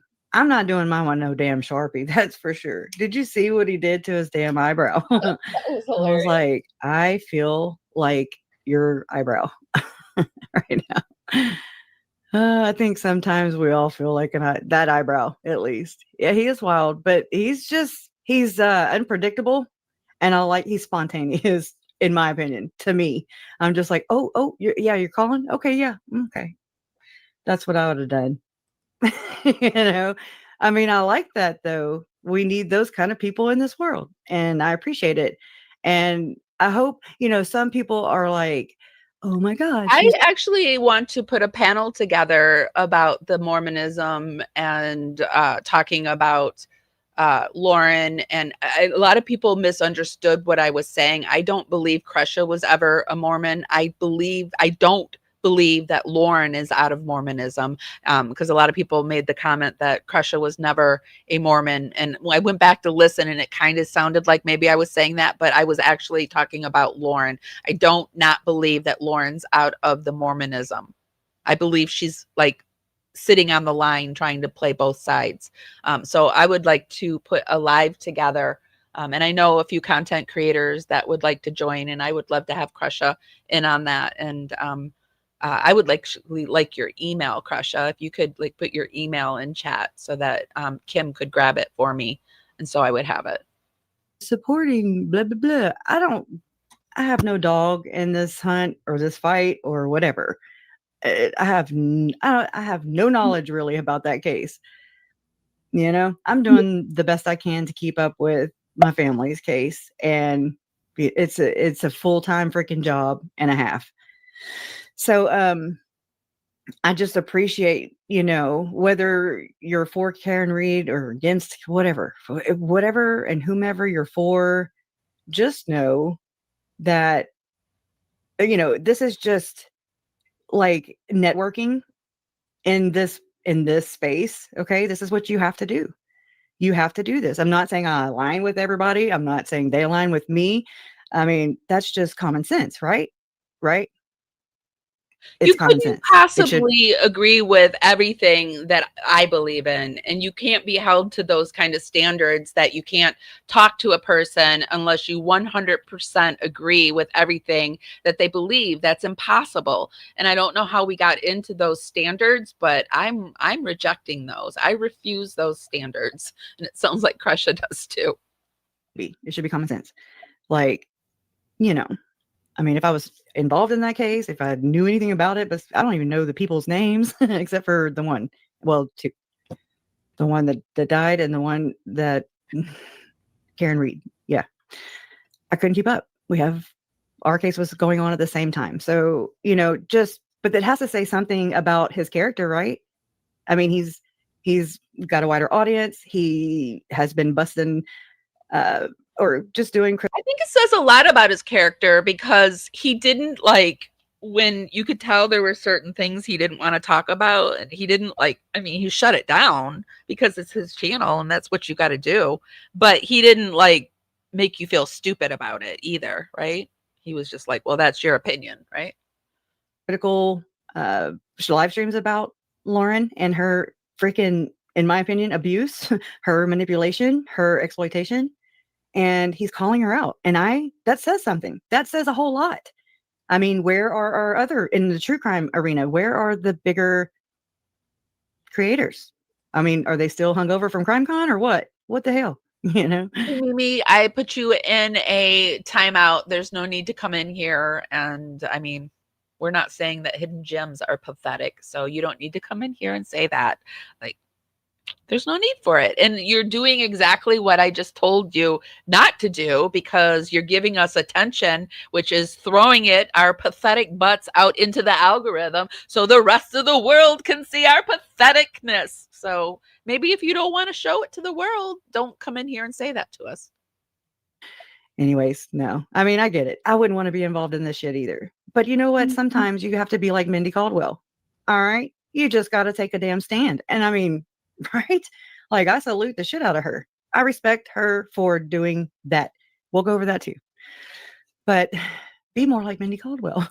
I want to be, like that was huge. And it's a risk. Unfortunately, it's a risk. Doing the right thing should not be risky. Doing the wrong thing should be, right? So this is inverted. So it's like, right. I did too. I did. Yeah. Oh, and he's asked me what Alex died of, and I was like, being a dick. I was like, I don't even know I didn't formulate that. I didn't even think about it beforehand. It just came out. So, that's the dangers of going live. I don't know. It's kind of true, somewhat. Yeah. Yeah. Same here. Same here. Oh, hey, Huggy Bear too. Good to see you. I was going through my information, screenshots, DMs, whatever. And yeah, I was going over Tim Ballard crap, making my rounds. And I was like, I wonder what Huggy Bear is doing. So I'm glad you're here. Glad you're here. Hey, Brenda. LM is not going. I know. And he played the audio too. He was like, oh, so I'm doing more than you. And I was like, yeah, you are. Anyways, it was funny, but it also was sad and it was angering because I hadn't revisited that interview besides, when it first came out, 2022, the one of Larry and Mom with Lauren and John Matthias, in my opinion, exploiting the F out of my family, out of my parents, it's that is probably the most triggering. When he played the part about Larry crying and counted like it was 2 minutes or something. Yeah. And this is what she got strucken over. It's almost like I've been rewatching Stranger Things because it's on, I think not Halloween, Thanksgiving, the final season's coming out, and it's kind of like we're living in the upside down world, and I refuse to live in the upside down world. I do. I don't want to live in a world where it's okay for Lauren, John, and Grayson to do this. And I feel like we were living in a world where it was okay. And finally, we're coming out of it because it's just ridiculous. Part. And then I didn't realize, the first time watching it, I didn't know what I know now. I also have been watching Stranger Things, I have to admit to you, because I've been in my UFO alien kind of addiction lately. And they said that Stranger Things is really kind of a blueprint to what's happening in our UFO skies. Like it was the worlds, they were kind of soft launching to us that they have done this, like they've opened a tear in our worlds. And that's why we're seeing all these weird creatures, like rakes and stuff like that Shannon and I talk about on Sundays. And so I've kind of been watching Stranger Things again because I didn't remember exactly what the storyline was about. And I guess I like to scare myself. Oh, especially with the hindsight, that hindsight is 2020. It really is, because going through it, I felt like it just wasn't right. I didn't really care for Lauren at that time anyways, so I already didn't trust her. There was already a rift. So, but I still watched it. I still appreciate that my parents were, that they were able to share, whether it was with the right people or not. Whomever heard it and took away good messages and learn something about my mom and Larry's like personal feelings about, their losses and everything, then that's the valuable part, that's the takeaway. I mean, everything else is just noise, in my opinion. But I've learned quite a bit since then. Ruby Frankie, that whole case, that taught me so much about sharing my children online, photos to, I'd love to show you all my kids. I think the Ruby Frankie case has helped a lot of people in realizing that sharing photos of their kids online isn't so great. And when I talk about the Watts case, I haven't talked about it in a while because I'm kind of like a little fed up with what's happening in the Watts case. But with Shanann showing all the photos, I really believe, it was during the Ruby Frankie when she was at the heyday of being popular. It was new. This family vlogging was new. And I just really believe that when like people know better, they do better if they're a good, reasonable person.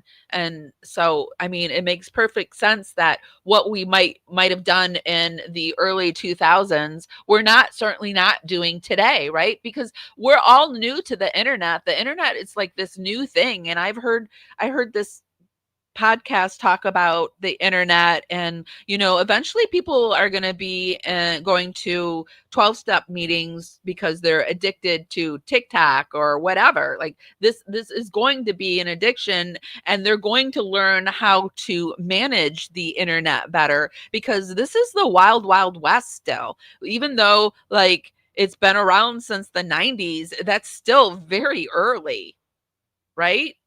And look at all the advancements that are happening on the internet, with the internet, the social media. So what she's saying makes complete sense.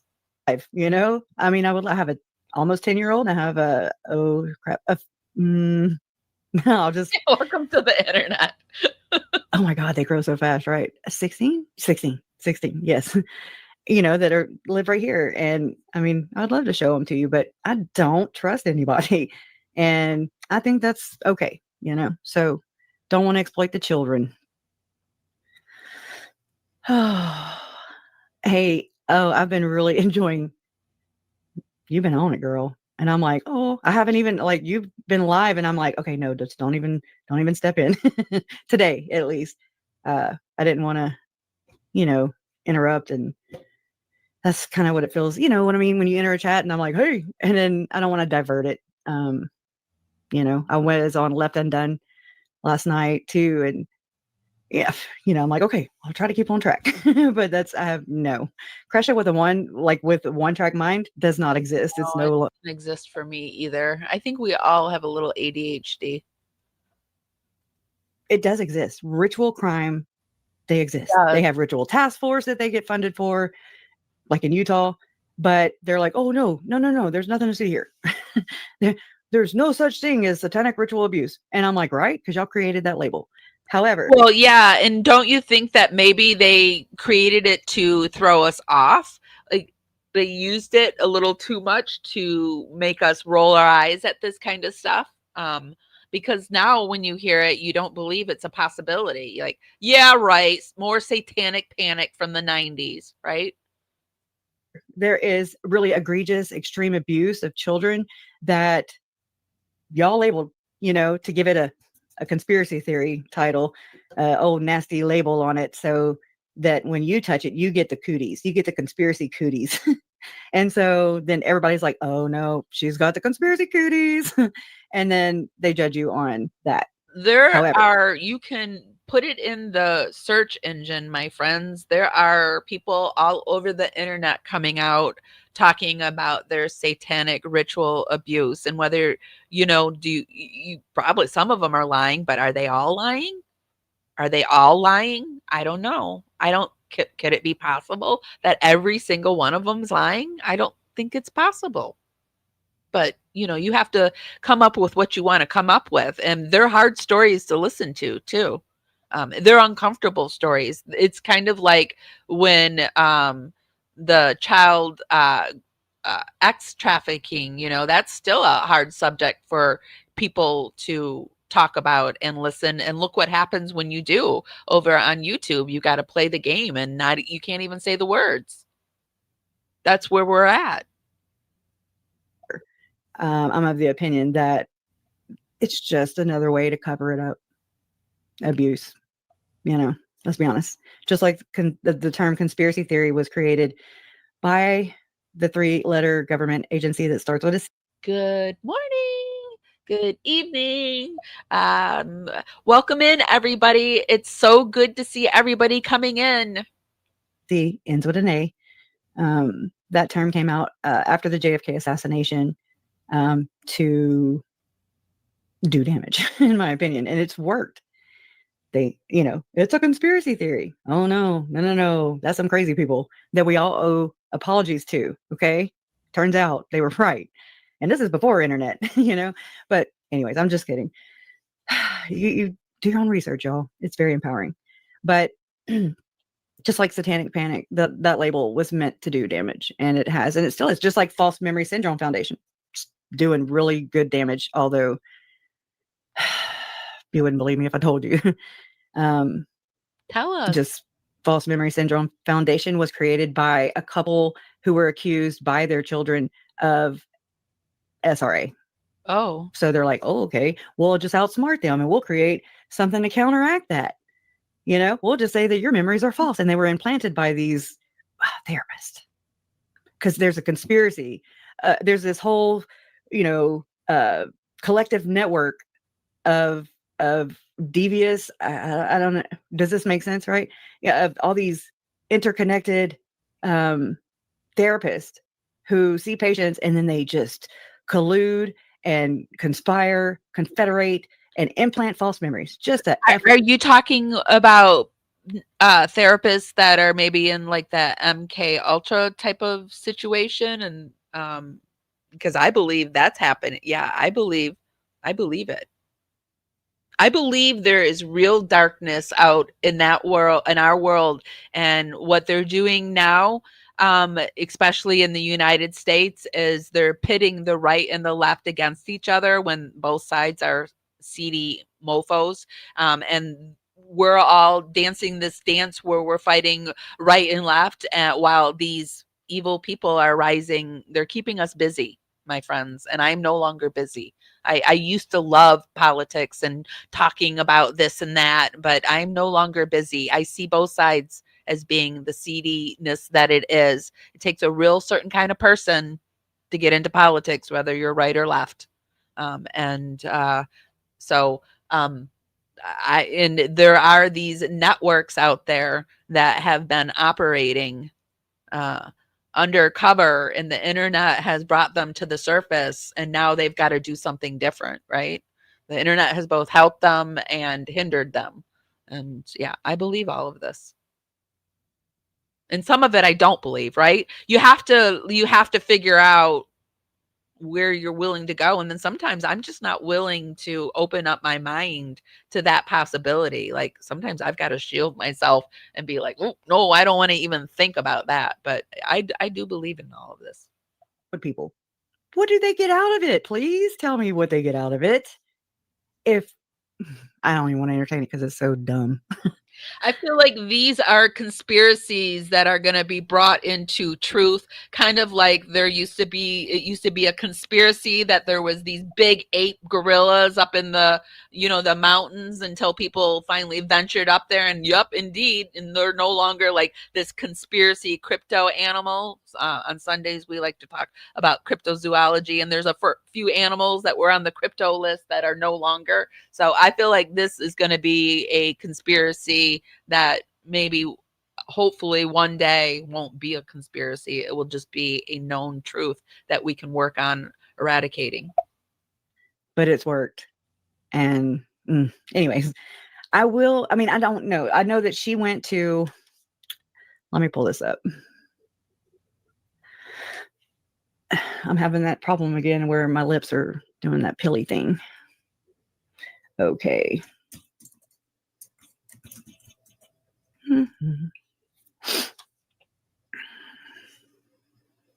Oh, okay. Gotta click on the channel. Posts. Okay. As long as y'all promise, just to know that this is just information from another channel, doesn't mean I fully endorse. Okay. It's just, these are ideas. Okay. That of other possibilities. I don't keep my mind closed. I don't say, nope, that's off limits. It's a Because huge it very much well could factor in to whatever, whatever the situation, in my opinion. So that's just me. I keep all avenues open. So don't come at me. But I this is mean, true. look what's happening. I was told 2025 is the year of where the truths are coming to light, and 2026 is where, it really comes home to roost. And just before, I'm not going to talk politics, but, the Epstein file was just released, and, there's news anchors on Fox that are sobbing. They're just sobbing because they're destroyed that it's coming out that, yes, seedy, but the other side's just as seedy, my friends. They're both sides are seedy. You're gonna find out both sides on the Epstein list. It's just seedy seedy behavior. There is, I just hope people wake up to that, because that is such, when I talk about energy vampirism, that is one of the biggest. They are just eating off of that energy, and I'm so glad I'm off of that train. That energy train. Crime design. Okay. That energy vortex. Okay. Really appreciate her work. Let me grab her link, throw that in the chat. And then what I did was I uploaded the audio of Lauren struck my video, took the video down. It was the portion that I used of Lauren's content that's of my family, whatever. And what I did was I uploaded the audio. And what's happening with Lauren and John? That is like small reveals, big reveal, major reveals, hidden true crime reveals.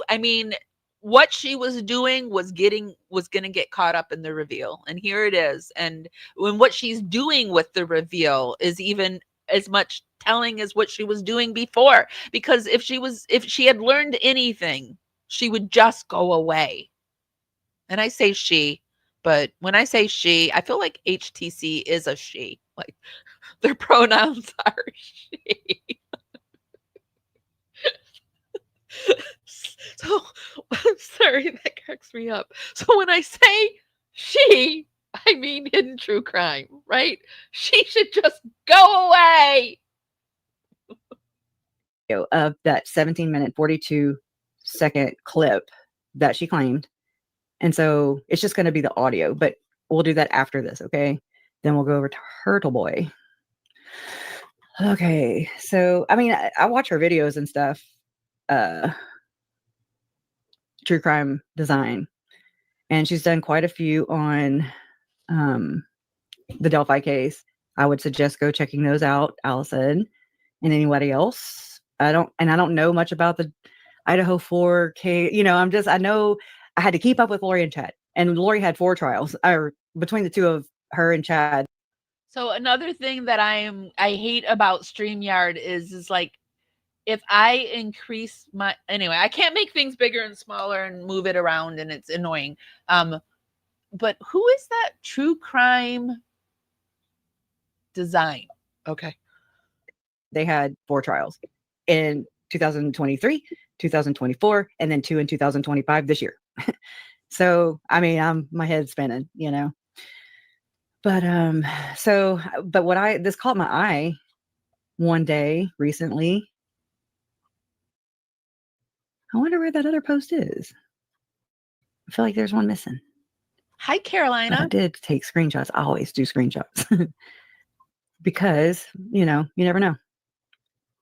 Look, she's been tagging me in it too. And so I appreciate that. Like, I'm like, okay, yay. Is that what you use? I was going to either do that or I forget, there was a new one.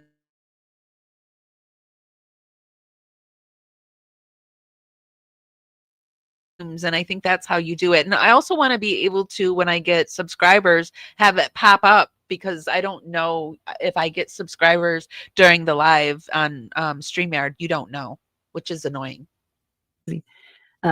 Like this Idaho 4, and this is True Crime Designs post. Okay.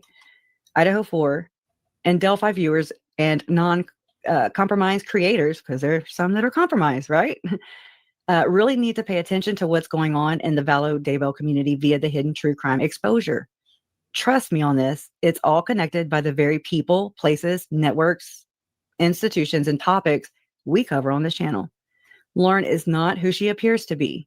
I think you can already start connecting some dots here. Difficult research, Kresha girl, I'm picking up exactly what you're putting down and more. Keep going. The world is listening this time, and I am here to contribute and amplify the truth you're uncovering. Oh, why did I not like great. that? I'm liking it now. That was 3 weeks ago. So I mean, That's really I nice. feel heard. I've for Good. so long I've felt so Because invisible. it honestly broke my heart when I heard Kresha say that she paid Lauren just to be heard. Like, that really broke my heart. It still breaks my heart when I say that.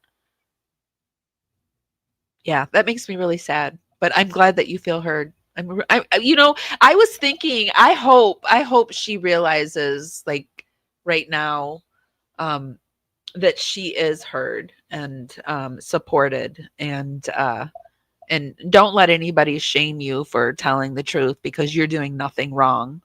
There is a fine balance, but I don't think you've crossed that line in any way, in any way. So it's just the hidden germs that they like to shame you by using the same tactics that they say is happening to Lauren. So they like to shame you using those tactics. And when you turn it around and you don't allow it and you shame them back, then you become mean and they go off in a huff. So,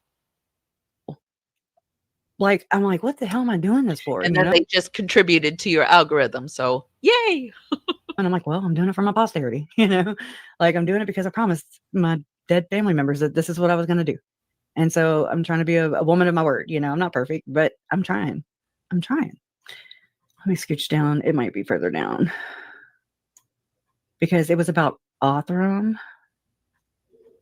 And it was like pictures with Susan Hendricks, Lauren at Crime. She might have taken it down or something.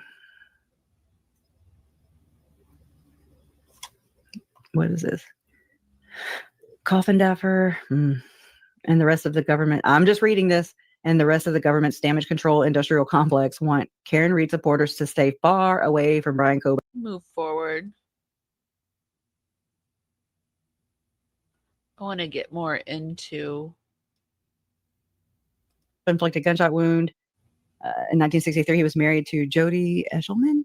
Oh, is the RICO stuff? Because I want to pay attention to the RICO stuff. Is just that, like, they don't care about that. Ongoing, extensive, and has significantly impaired my emotional well-being, my ability to work and provide for my family, as well as my family's sense of safety and livelihood. I can't. Next. Okay, we shouldn't have to. Does anybody have a good link for us to look at about the RICO stuff? Because I'd like to pull that up for us and have it ready if anybody knows anything. Thank you so much, Jay, for gifting 5 Parawomen Radio memberships. Ooh, it's the Dragonfly membership over on the YouTube. Thank you so much. And it also doesn't tell me who the Dragonflies are. Let me see if I can pop over. Yeah, see, it doesn't on my end. It won't tell me who got the Dragonfly membership. So, oh, wait. I think I found it. Oh, there it is. Tanya Jones, Simi Sharp,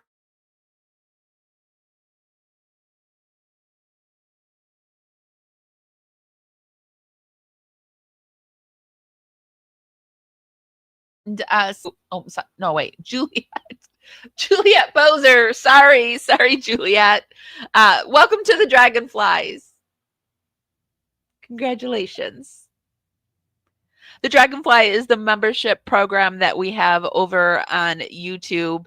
It's just a way that I offer to give you a little bit more content And it's a way that you can support me a little bit. I have a little something I made on it. Let's take a quick break and I'll show you. If you're not subscribed, why are you not subscribed? I would really, really, really love to have you as a power subscriber. If you really like my content, be sure to become a Dragonfly, and that's our membership, and it's $2.99 a month. I release all my videos early. We have special emojis over in the chat room. I kind of share things ahead of time with my Dragonflies, and I go live sometimes just for the Dragonflies. It's a way that I can support you guys and give you more content, and it's a way for you to support our channel. It's $2.99 a month, and I would love to have you. And Kim put the link in the chat. I put it up on the screen and it'll be in the show notes. Thank you, Jay, for donating. Welcome to all the new Dragonflies. And I did see that somebody said that Jay covered it. The Rico, is that right? Oh yeah, Rico and the family. Perfect. Is there a video?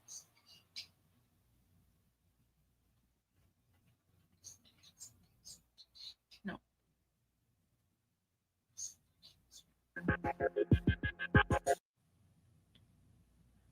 I know you guys are all probably subscribed to Jay, but be sure to head over to her channel. Do you have a live going that you're going to do today? Anything planned? Go over to her channel and check it out. Let's look at this Rico. I want to look at it really quick because we're going to go into this next. I want to look at the Rico. Let me move this over next to Turtleboy. Oh, wait. I'm jumping ahead of myself. I wanted to go into Kay's reaction. I'm going to jump back because I want to keep this together. I want to listen to Kay Woodcock is Kresha's mother, and we have been talking about the strike down of this video, and I wanted to hear what Kay had actually said. This was a new channel that I found. Dripping Trash Bag has it up. Kay Woodcock speaks on Lauren Matthias.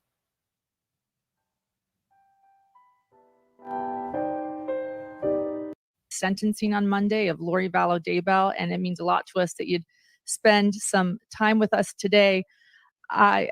We will be live streaming, everyone, the sentencing of Lori Vallow Daybell tomorrow morning, and you can find that in the description of this video. And then after this video, it will be redirected to another premiere that we will all watch together. She always sounds like she is talking in this really whiny voice, like we're all going to watch it together.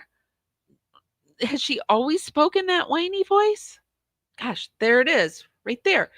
That was the whiny voice, but she uses it all the time. Has she always spoken in the whiny voice like that? Oh.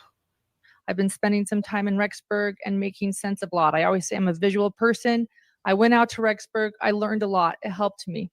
But let's get to Kay and Larry Woodcock right now. It is a big day tomorrow. It is a big week. It's something you guys have been waiting for 4 years. I'm going to actually hand this over to John now. But what is this? I thought this was Kay Woodcock speaks on Lauren Matthias. Dr. John, my better half, has so many questions for y'all, and I'm gonna let him ask away. Hi, y'all. Hey, Yeah. John. Thanks for being here, guys. I appreciate it. The last time I was with you guys was when you were interviewing me, so we're gonna turn the tables a little bit today. Thank you. Just in getting to know you guys, which has been a real pleasure. Okay. You know, I know this has been a really long, difficult journey for you guys. I'll head over there. But what is this right here? This is an interview. It must just be an interview that the Woodcocks did with.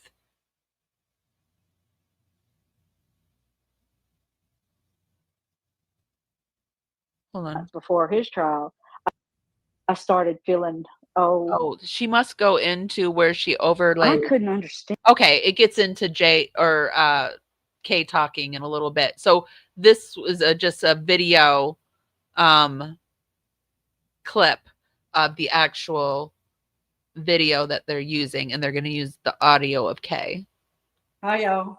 Hey, Yeah. John. Thanks. Honestly, I'm afraid to use yours, Kresha, because she struck it. And this is like a change. They're like overlaying the clip with something else. Thanks for being here, guys. I appreciate it. The last time I was with you guys was when you were interviewing me. So we're gonna turn the tables a little bit today. Thank you. Just in getting to know you guys, which has been a real pleasure. You know, I know this has been a really long, difficult journey for you guys. I think my first question would be, you know, how do you think this entire process has affected you guys?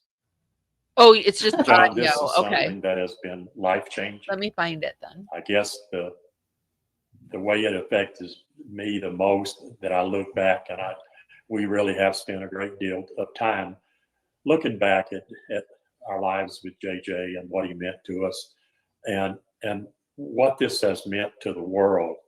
It's utterly amazing. I think the thing that I've come away with from this the most is never take anything for granted, because as great as it is as fast as it can change. Tell your loved ones you love them, show that, tell your friends that you love them, and just be a good person, do the right thing. And isn't it ironic that he's telling these two to just be a good person and do the right thing? In that, right? I know we've been fortunate to be a part of this journey with you guys for a big chunk of it, and we know how emotional it's been and how difficult. So I do want to thank you, though, both of you guys, for giving the victims a voice and for fighting for justice as hard as anyone else has, more than anyone else has in this case. And it's really made a difference. Well, without the support that we have. And it's really put a lot of money in our pockets, which later will try to take money out of your family's pockets for speaking their truth. That should have been the overlay. John, Dr. John, you, and from Lauren, and just all of our friends. I don't know how people would go through this. And isn't it ironic? They thought they were their friends. Like they probably hadn't seen these those posts or the texts yet. It's definitely hadn't seen them yet. It's hard. That's all I can say. And we have to live with it every day. We have to live without JJ every day. Prayers for strength tomorrow, Kay. Oh, Grayson's working overtime, working those emotional muscles on people. Grayson, prayers for strength tomorrow, Kay. Too bad we don't really believe it. We've got the little bites of the world that can somewhat take their place. Larry says, thank God we've got the little banks of the world. He is referring to Lauren and John's son. Unfortunate. This video has been deleted. Lauren and John Matthias, they went in and they showed the video that had been deleted. Lauren and John Matthias, Boise, Fairbanks, Matthias, music, so I can't play it. Hold on. I personally find it particularly disturbing the degree of manipulation used against Larry and Kay, and in sharing Kay's experience, I wanted to make sure I pointed out precisely why Kay would be so upset about it, which is a good point. It's a really good point. So let's head over to Kresha because she said that she has the audio. Which one is it, Kresha? Wait, today's Tuesday. So this would have been this one. She said about the 58. Oops, at the 58-minute mark. I think we're there. There we are.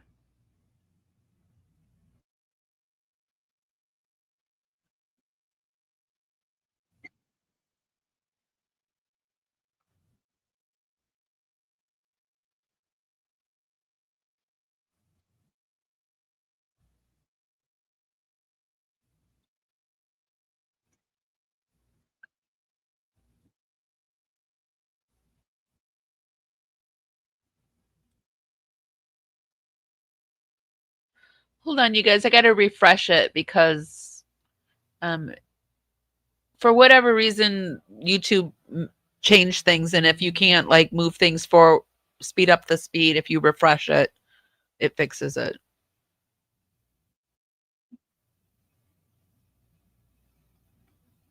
But now I've lost my place.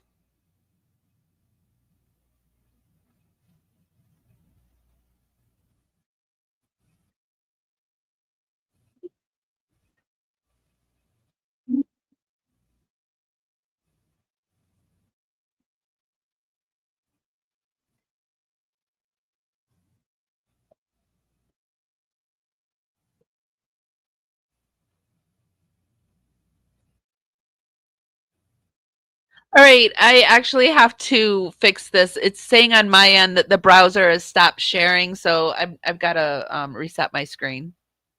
Sorry, guys. StreamYard must have heard me bitching about it. Said, "Oh yeah, I'll give you something to bitch about, lady."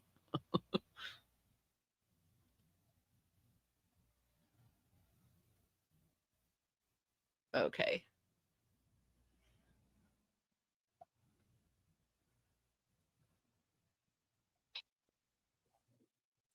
Almost. There used to be a button on StreamYard too where you would just be able to press it and it would take you to the screen, and they've removed that button. So now I've got to like press 50 buttons just to get to the screen I want to go to. Really, it's only 3, but it's a lot when you just want to move seamlessly. Yeah. I know what. He had to go. No, my daughter came home because All right, let me get it. Come on now. Now I'm embarrassed. I have it cut already in and use StreamYard, whatever but standing / position they have in the let me grab the church. transcript. That'll CS. be better. They are brought before one of the councils, depending on the severity, and at the very least, this event brings immense shame on the person and their family, or, at its most severe, torture, mutilation, and death.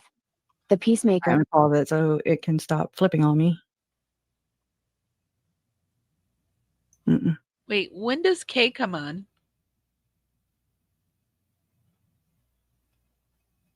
Okay, so there was no research going on. You know what I'm saying? There's no research. Lindsay, there's a lot of names, and they all start with L. It doesn't help. So Lindsay, who's not Mormon, was maybe put up by her boss. I'm just going to take us back to this one because I just want to hear Kay. There's music. Hold on. And she would talk to me about it. And I'd be like, what? I'm like, Kresha, please, honey, I can't. I just can't take on any more information right now. I said, someday I'll be able to catch up with all this. And I just can't right now. And okay, Mom, okay. And so anyway, we did all the talk shows and all that mess. And all this time, we kept the spotlight on JJ and Tylee and Charles and Tammy and on Brandon. And somehow, and I don't know when it happened, but where did JJ and Tylee and Charles and Tammy go and Brandon go in Lauren's videos and on her channel? At what point is she using my names, using pictures of us and saying, oh, we're great friends with the Woodcocks, when she's trying to prove that she's got a good reputation? When I don't understand it. I don't understand what she's trying to prove, but all I know is anytime I put on one of these videos, that the 9-hour one I happened to stumble on one night, and I listened to 20 or 30 minutes of it maybe, and then I'm like, oh, this is just crap. I'm not listening to this. It was her crying about her being stalked, and I do know about the stalking. I do know a lot more than I let on. And Lauren wasn't stalked. She was doing it. In your opinion, in my opinion, she had a lot to do with it herself. In June of this year, we had a conversation, Lauren and I said, yeah, I hear you trash talked us. I said, but you know what? I'm turning my head. But Lauren, I'm telling you right now, you need to keep your head down, keep your mouth shut, and work on your channel and work and be with your family and leave this alone. It will blow over. And I was very sure she understood what I said. And she obviously did not, because then it got even bigger. And then I've learned that her stalker, and I'm not going to use names, but the stalker that she claimed was stalking her hadn't even posted a video on TikTok since September. And then just things that were not a part of all this. It's like puzzle pieces just got getting put together. And I'm like, here, you are a damn fool, okay? You have been used. You have been exploited. And I've never liked that word. And for a long time, I didn't feel that way. I felt like we were getting our story out. We were making Charles and JJ and Tylee, we were bringing life to them because we could talk about them. And Colby talking about Tylee more than we did. That was his sister. And I mean, Colby's the biggest loser in all of this. He is, my God, I can't imagine being in Colby's shoes.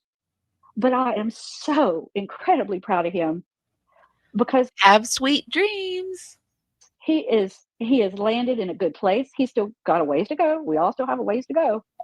But he is headed in a very good direction. And he's doing so good. And I can't express how proud I am of him. But anyway, in the meantime, here we are. Just Lauren's having a 9-hour. I hope he's heading in the right direction. I always have to say, I don't think you fall on harming someone the way he, like that just doesn't happen. And so I hope he's getting help, like real help, but I'm sure he is. Meltdown on TV where she was able to air videos and do commercials. And that just seems set up. That just seems very scripted, very disingenuous. I don't know. I feel like if they're going to prey on victims, especially if you're in a situation where your family is missing, I think that, people will take them up on their offers, which is really sad to me. But I think victims are in real vulnerable spots, and you see a channel that has over, hold on, I gotta sneeze.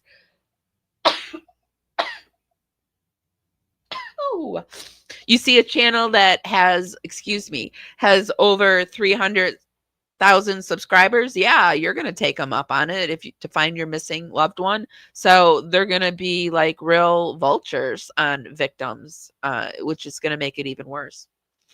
Convenient. Okay, thank you. In my opinion. Again, I didn't know till 2 days after that 9-hour live that it was 9 hours, and I was like, what? I really relate to that because I've had a stroke. What happened, baby? What happened? Did something scare the babies? Come here. Hold on a second, you guys. He's scared.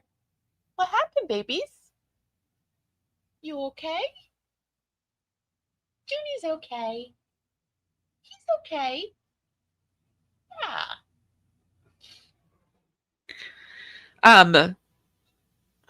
Oh yeah, I had a stroke, and I had to learn to walk and talk again, and so that also does that does something to your mind. It changes you in ways that I can't even explain. It was really hard for me to think for a while.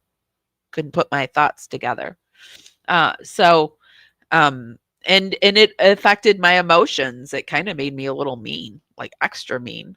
So I don't know. Anyway, I really hope that he can somehow manage that. I wonder if he has that gene that causes strokes. I don't have it. They measured me, but there is a gene that causes it. Because that's not his first one, I don't think. What do you mean? 9 as in NINE hours? I couldn't believe it. Janine told me. Yeah. And I'm like, Janine, did you sit there? You really listened for 9 hours? I did. And she said, well, yeah. And I was like, girl, you're a good woman, I can tell you, because there's nobody I don't think I could listen to for 9 hours. But And I learned a lot. Like I was interacting with chat. I was getting out my own feelings, and how it looked, because I wasn't really paying attention. I never really do. I never absorb things immediately. I Whenever I know get off here, I got to go and process everything still. you get It's it just, from me.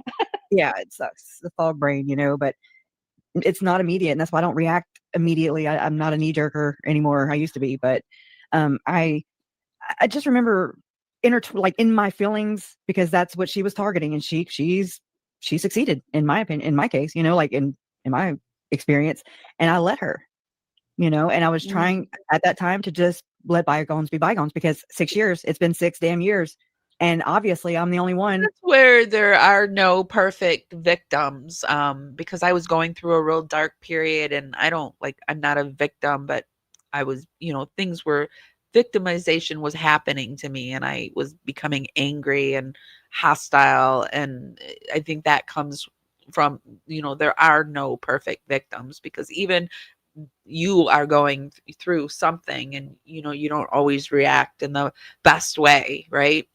But you can say, but I was reacting because of these reasons, but it doesn't matter. You still reacted the way you reacted. And that's what I have to say about when we learn about these people who do horrible things. We hear about their backgrounds, and that's a reason. It's not an excuse, though. So there are reasons, but when bad behavior is bad behavior, it's just bad behavior. And so you got to own your bad behavior. And I try to own it as fast as I can, because I don't want to carry that behind me anymore, right? I want to just be somebody who's free and living in the moment and happy. And this is such a good point. Like, who does this to the salt of the earth, Kay and Larry? I just these are the salt of the earth, boomer type people that you want in your life. And I just can't believe that these are like the good boomers. These are the fun boomers. I don't know who does this to them. With a effing problem. I mean, I know there's others, and I knew that, but they were all gone. It was just like, okay, well, I mean, it must be me. Maybe I'm just finding some flaw in her, and I've already forgotten a lot of the things that happened in 2021, Exactly. in her and Lori Hellis, but I do have a human receipt for that, sitting backstage too. And for, when it's time for that. And she's the other side of the story. I think we've all been in that situation where there's this one person everybody loves them with jazz hands, and you're like, something's wrong. Their stories aren't matching up, but you look like the dick in the group, because you're like, because you're always you're the one that kind of notices it. And people don't like that. They like their illusions. And so you stay quiet for as long as you can. Sounds like that's what Lauren was to Kresha. Free. And it's Awen Reese, and she's here. And I'm glad, because there's 3 sides to every story, not just because there's 3 people that were involved in that, or that I'll be mainly focused on, but there's 3 sides to every story, period. There's his side, her side, and then the truth. Exactly. Larry, and I know people can be biased, but some people can be just downright in denial. I do believe. And I mean, I don't even try to pretend to worship anybody. No human, I'm just like, I don't worship anybody. I appreciate their work and what they contributed, whatever it is, however we run and cross paths. But I never am like, oh my God, I just can't let go of this person. That is freaking me out all over the web. I've been one of those bad people that put people up on pedestals, and then they fall down off of it. And then I'm like, oh, that sucks. So I've been working really hard at not putting people on pedestals, because I mean, everybody's going to fall off a pedestal if you put them on it, because nobody's perfect. So, but in the past, I have been one of those people, unfortunately. And all over the world, I mean, it happens all the time. Politicians and celebrities. And I'm just like, what are you doing? What's going on here? I prefer truth and reality versus, I can't even freaking delusion. There you go. Okay. Anyway, I'm going to give it back to you, and you're doing great. I mean, I'm glad. Well, I mean, look, I love Lauren. I mean, but I'm very hurt by her. I think she needs to be humbled. She needs to back up, and she needs to do just what I told her to do back in June. Let this crap blow over. Quit. What I find crazy is that she told her to do this back in June. What? huh? The what? And yeah. So, but we knew, like, excuse me, we knew, sorry, I've been drinking coffee throughout this whole live and haven't eaten anything yet. We knew that she was doing this because we heard from Gigi that back in the spring, but it's just shocking to me that this went on for as long as it did. And then she finally brought it to us and then is shocked that we didn't believe her. Bringing it up. She made it bigger herself. It wasn't the stalker that did it. And she wasn't really being stalked. An ugly text or whatever on TikTok or whatever, that's not being stalked. You want to know what's being stalked? People sending you shit saying you need to pay Donna Serafina $20,000 because she solved the case. That's being stalked. Oh yeah. Okay. And I got Forgot plenty of about that one. those. Oh Yeah, yeah. I remember that. Oh yeah. And then and by the way, if anybody knows Donna Serafina, yay, a law nerd. Yes, she used their favorite word, one of their favorite words, and she did a little triangulation of her own self. And it's disgusting how you would turn a mother and daughter, or Larry probably sided with Kay. So turning a family against one another is disgusting, especially during the trying times that they were going through. No, but it's all about Lauren. It's all about Lauren Turd. It's all about her. The pronoun is she and her. And yeah, it's all about them. Did not pay her $20,000 because law enforcement said they don't even know who she was. They don't know what. Don't be there paying anybody Not how money. it's not how the legal system works. That's not how our judicial system works. It's not by, I mean, I appreciate her. I appreciate what she did, but I also despise what she did because she caused stress. She caused a lot of stress and putting out on her. We know she was terrified because look what she did. She is like the person that burnt her whole house down because she was terrified. Like, it's crazy. She tore her whole house down. And the messages barely even came out. There's just like one or two. The ones that came out were horrible. So I can only assume the ones that haven't come out are even worse. And who else did she talk about? We know she talked about Kresha, Gigi. Who else? Annie Elise. Who else do you think she talked about? Kay and Larry, she talked about. Who else has come out? Oh, Awen came out. No. Who else has come out, you guys? Going out on some channel. I forget who it was. Anyway, and there were like 50,000 people watching. It was New Year's Day or something like that. Yeah. And I'm like, oh my God, look at this crap she's saying about me. Threatening to release our personal phone call. Yeah. Listen, her dog died. Her bills weren't paid for 3 or 4 months because she was working all on this case. And I'm like, well, that's not our fault. That was her that chose to do what she did. And her dog obviously got sick. I'm sorry about that. But it's not my fault. It's not our fault. I only know to go by what law enforcement was telling me. And if she has a problem with that, then she needs to bring it up to law enforcement. I'll give her $20,000 if they back up what they said, what she said. Right. It was already put up. But no, and it was a certain amount, right? That the police advised you to put up, right? Right. A lot of people have misunderstandings about that. I said, I asked the FBI, I said, I don't know how much to put up. I have no clue. I'm like, how much do y'all put up? And they said, we cannot advise you on this, but what we can say is we put up $20,000 normally. And I said, okay, then that'll work for me.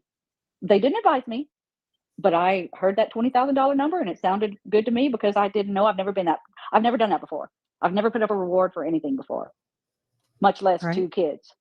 So all this was a first. All this is a first. This is a first what I'm doing right now. All this is a first. I've never been a victim like this before. I was thrown into hello, Allie, how are you? I see her. That Allie, she waited on Mary and I in Boise at Ruth's Chris there downtown. She waited on us all the time. No, that's not Allie. Okay, never mind. I'm confused. Anyway, that's Natalie Stewart. We're cousins. Anyhow, oh my God, I'm like, what? I'm sorry. I'm muted. I'm muted. I saw it on the screen and I went off totally. So sorry. Okay. But I mean, I had never done that before. I've never done any of this before. I've never been thrust in the spotlight before, ever. I've always been one who is fine to be in a room and be the wallpaper. That's me. Larry's the one who's the one in the center of the room talking to everybody. Okay, that's Larry. I'm the one up the wallpaper, and we're thrown into all this, and it's sink or swim, people. And we had a message to get out, and that was to help us find JJ and Tylee. And all the while, I'm dealing with the death of my big brother, my brother, whom I was very close to. And I never even had time. And then we were selling our company at that time. And that was a 6-month ordeal. And I mean, it was like, holy shit, how much can a person take? Oh, don't ask that question. That's a I rhetorical know, question. no, I That's don't like ever the ask universe is that. like, here you go. And never But say, y'all were never say broke, you're right? bored. Y'all We were were broke and bums, right? Before $1 million, Oh God, right? no, we I were asked you far this on from it, purpose. and we were doing Exactly. just fine. So whenever we buy a new car, we have our own money, and Exactly. everybody For thinks, whatever oh, reason. they're just pissing it off because they can. No, I don't piss money off. I don't. It's against my She DNA. don't. She don't. So anyway, Mom's very frugal. but, Very I mean, frugal. we've been accused of many things, and it's like whatever. You know what? I don't even know you, and what you think of me doesn't even matter because I just don't care. I can't care what everybody thinks. But I've had to really grow a thick skin. I've had to live 6 years of pure hell, and not both. I remember when this started, when they found the kids, and then talking to the prosecutor about all that, and how long is this going to take, and well, it can be 5+ years. And I'm like, oh, 5 years? No way. Right. Oh no, ours isn't going to take that long. No. Well, it did. But we lived through it. And it was And a lot. hell. And it was you just get, like, after Lori's trial in Boise, you start getting it took 3 months normally after Lori's trial before I felt human again. It just totally, I can't tell you how it just wipes you out emotionally, physically. I just did what I had to do. I went through the motions of life because I had to. I had to do certain things. And thank you. Then Chad's trial started coming, and that was in March or April of 24. And so 2 months before his trial, I started feeling, oh, it's coming. And now I've got all these worries, and where are we staying, and what are we doing? And thank God we had a place that we stayed in again, the same place we stayed at for Lori's trial. And it was a very good deal for what we could do without renting a whole apartment for 6 months or something. But anyway,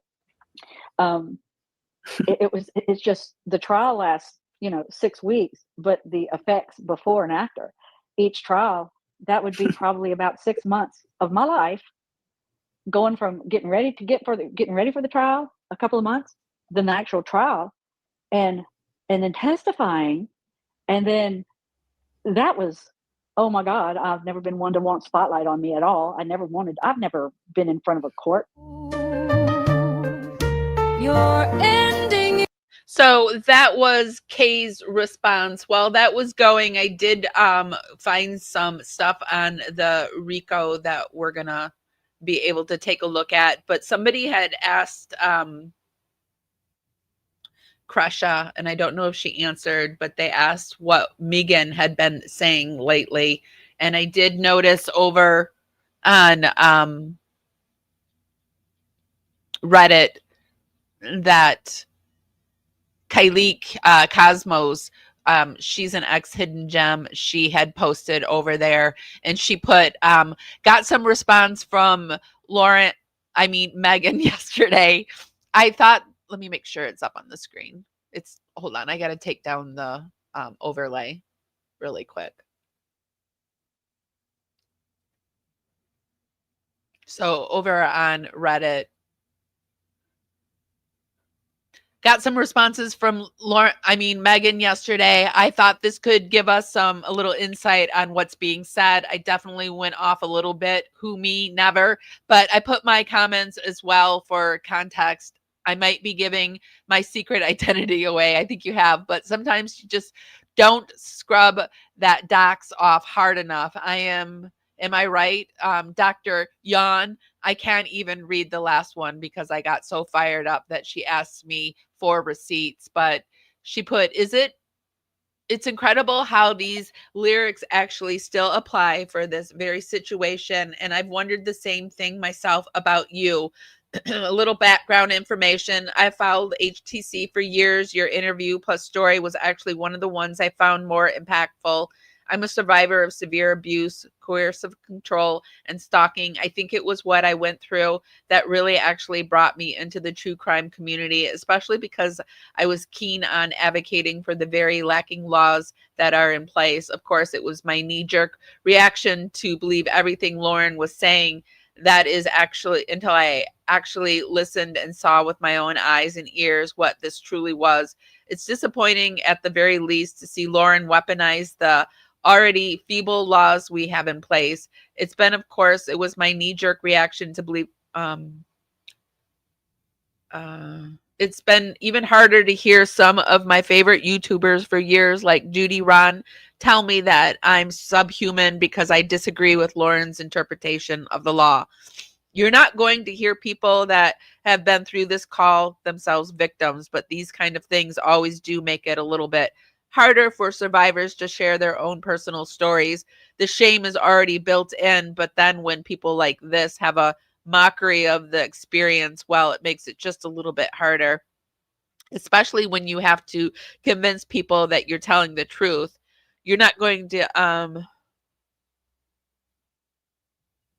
it's funny, I was a little embarrassed a couple weeks ago because I saw that you were live streaming the audio and completely misinterpreted your stance. You see, I just assumed everyone that hears the court audio then has access to all the information, making it easy to understand that it is not a stalking. That's not diminishing how Lauren feels. That's not disregarding her her experience. That's just stating the facts. The bar is so high for a reason, and I would not wish what I went through and even still am to some extent on anyone. I mean, this is from a real victim. The example I've been giving is this: what if Chad and Lori used the same argument when everyone was still looking for the kids? What if Chad and Lori decided to put a civil stalking injunction on Nate Eaton? If we are going by the same standards of how somebody feels, then their reason could have be that they felt threatened being asked about where the kids were consistently, or that he came to Hawaii to ask them. Holding people accountable isn't stalking. I'm sorry, girly, it's just not. Anyways, I came into this live chat speaking under the assumption, thinking that you had changed your mind like others did after hearing it, until I very quickly realized that you were still saying that it was yikes. I was embarrassed. I believe in healthy discourse. I've always appreciated what you have to say and your insights, but with all due respect, Megan, before I even listened to your argument here, that I'm sure actually makes a lot of sense, but don't you think you're just a little too close to the situation to be making these types, and just like Dr. Yan, of unbiased claims and interpretations? This is very personal, because it is personal. Just knowing your story from what you shared, I'm so afraid that you're falling right into a similar trap to the one Lori had you in, one that you worked so hard to get out of. But please understand that there's a lot of different types of people that have a lot of different reasons why they're deciding not to stand with her. Thanks, Megan. Hold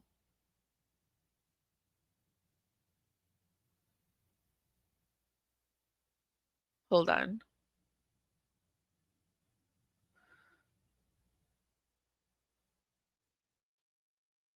Did she reply though?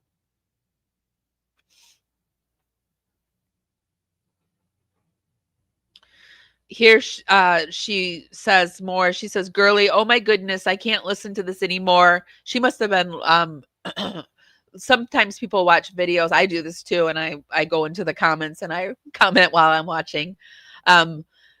Oh my goodness, I can't listen to this anymore. I just have to say this last thing and then I'll leave you alone. First of all, you are describing defamation, not stalking. Secondly, nobody with any decent standards or morals thinks it's ever nice to bully somebody or to say lies about them. But that's not stalking, that's defamation. It's up to the world's parents to teach their children morals, and really disappointing plus hurtful to have to be grouped into this idea that if you disagree with us, then you support deplorable behavior or you're a hater. I hate being grouped into that kind of situation. Not everything is so black and white, but there you go again, falling right into that way of thinking that you have tried so hard to get yourself out of. Okay, I'm done. Good luck, Megan. I wish you the best for you truly. And then she says, girly, I had to file one myself. And that first time you do, it's all one-sided. He filed it because he only heard Lauren's side of the story. You're making assumptions that everything that was said in that filing was the truth. Once again, you can't make such definitive statements. None of us can. Can you say with 100% certainty that Lauren was telling the truth and only the truth on that? And no matter what the truth is, at the end of the day, it's always going to be from her perspective. Can you say that she was representing Christina's side of the story from Christina's perspective? Exactly. Already off to a great start. It's just so hard to hear you say things like that. What I'm listening to you say right now, I'm only here to present factual information, or you only care about the truth, but you're not taking any of these things into. And then the third verse replies, the legal definition for stalking is unwanted contact, which includes defamation. And then they replied, the legal standard is a preponderance of the evidence, which means more likely true than not. Where are the receipts? These text messages that are supposedly so horrible. I genuinely want to know. I genuinely want to know what she said about Megan. Or maybe Megan already knows what she said about her and has forgiven her.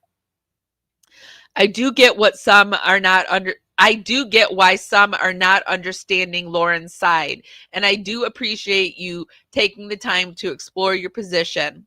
What I don't get is the hate and vitriol coming from some people toward Lauren, and I don't get why people are still talking about it. I'm just now getting around to responding because the comments have been crazy.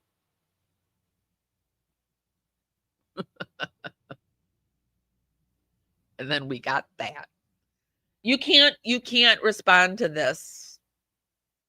You can't, because these people are never going to get it. And if they do get it, they're not going to get it right away. All you've done is you can tell them your side.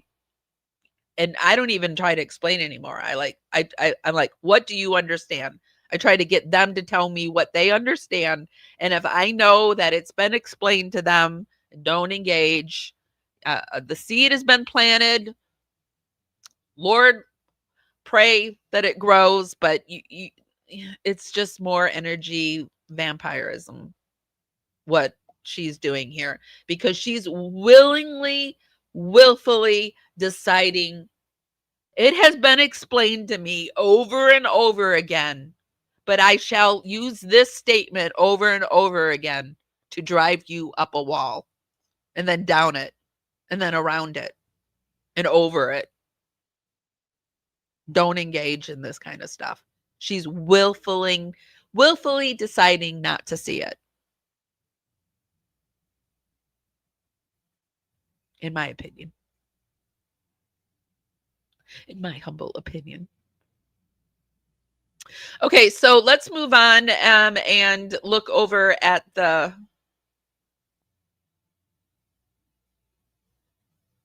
Rico stuff. Over on Reddit, Lauren's dad, brother, sister-in-law, plus current attorney and others allegedly caught up in a Rico enterprise. And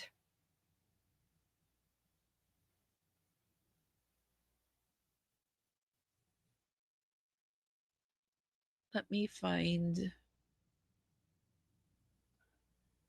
Jay goes over it.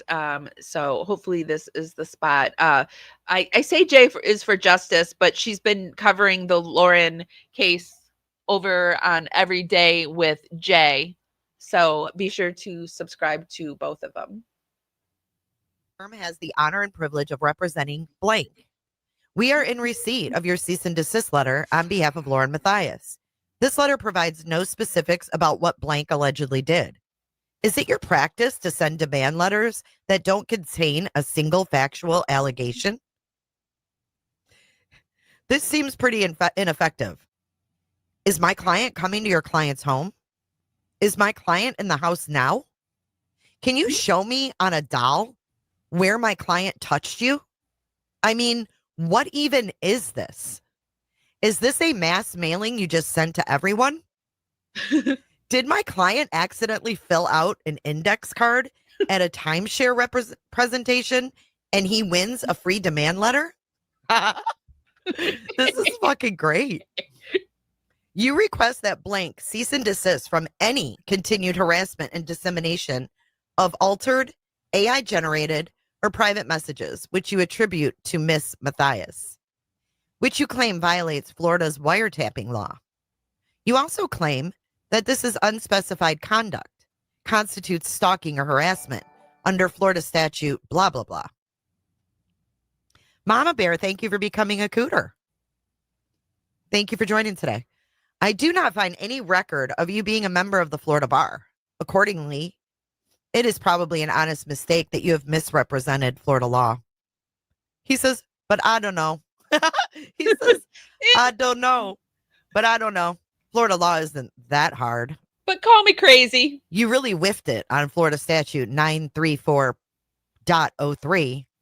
This statute prohibits the inception of communications or disclosure of use of unlawfully intercepted communications, knowing they were unlawfully intercepted. Again, I don't know what the facts are here since you didn't provide any. But here's some good news. You don't have to provide any facts in order for me to extrapolate that the law just doesn't apply. Isn't that cool? Watch this. This guy practices in Florida. If I ever need a lawyer, I'm calling this guy. Yeah. Whoever said that she was duped by Lori and now is being duped by Lauren, that was a great point, because basically that's what's happening for our Megan.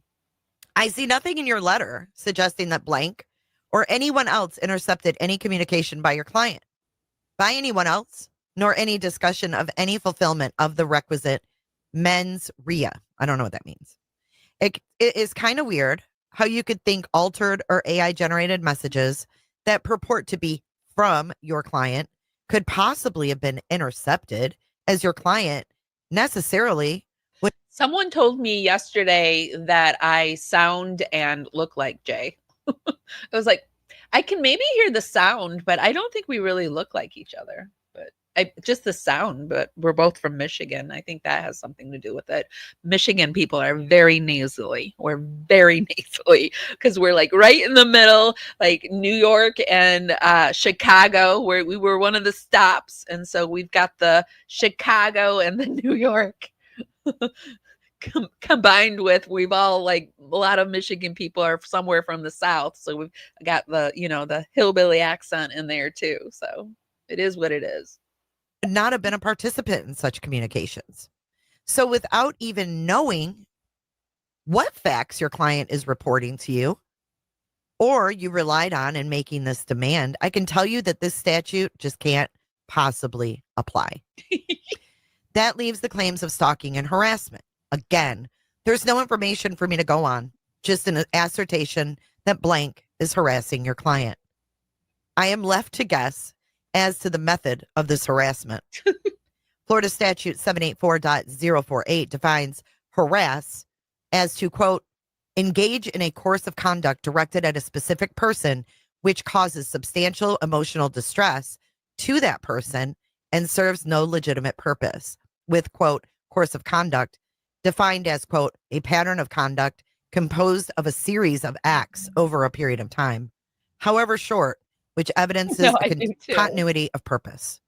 The federal stalking statute you cite is similar. So look, maybe your client has some legitimate beef.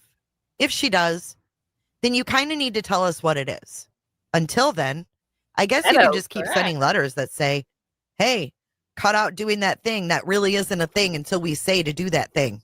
I gotta be honest, when I hear Dr. John spout his psychological babble. I feel like I'm in a lecture again in college, and it was really hard for me to sit through those things because my mind wanders. And yeah.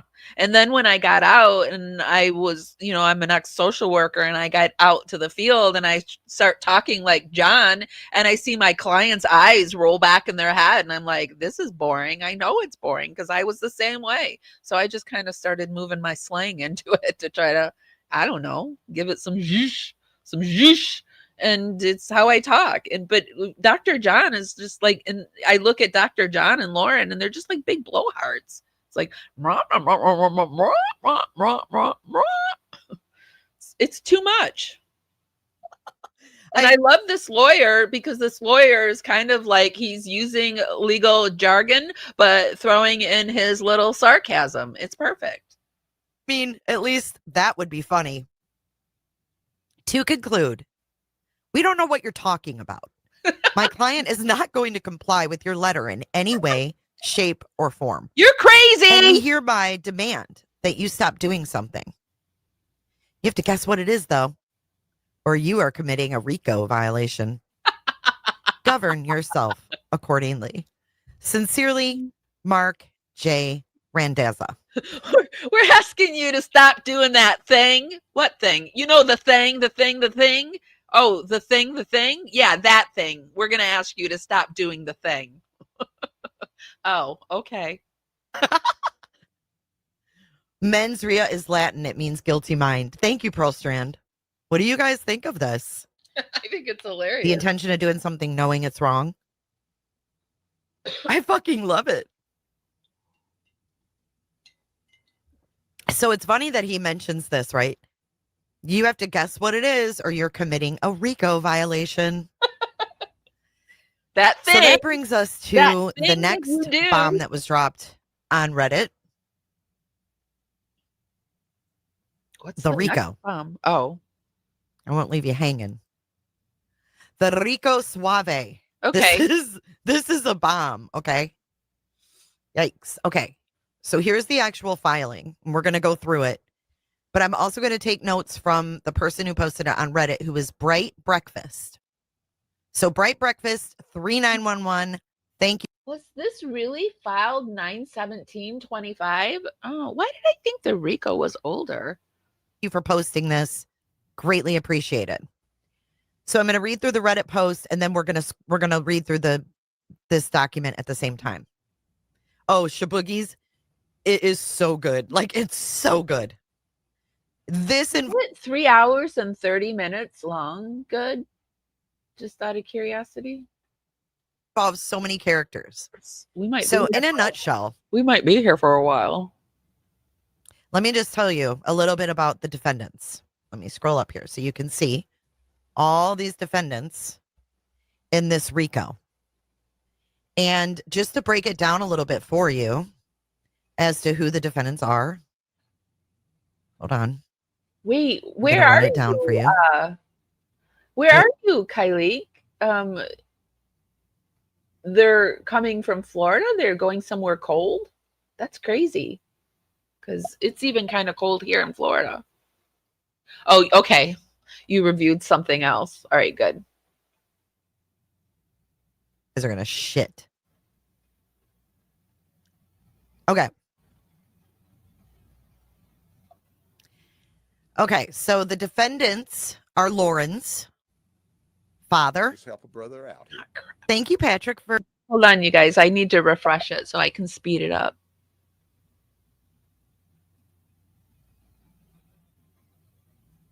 hold on. I'm gonna run it down for you. You guys are gonna shit. Okay. I hope YouTube fixes that. Or Okay, so StreamYard, the wherever it's defendants coming are from. Lauren's father. Just help a brother out here. Thank you, Patrick, for joining today. Welcome to Cooterville. Come on in and close the legs. Okay, the defendants are Lauren's father, Jameson Johnson.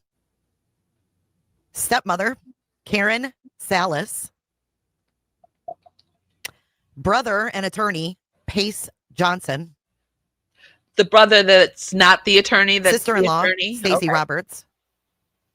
Sister-in-law. Brother, Adrian Johnson.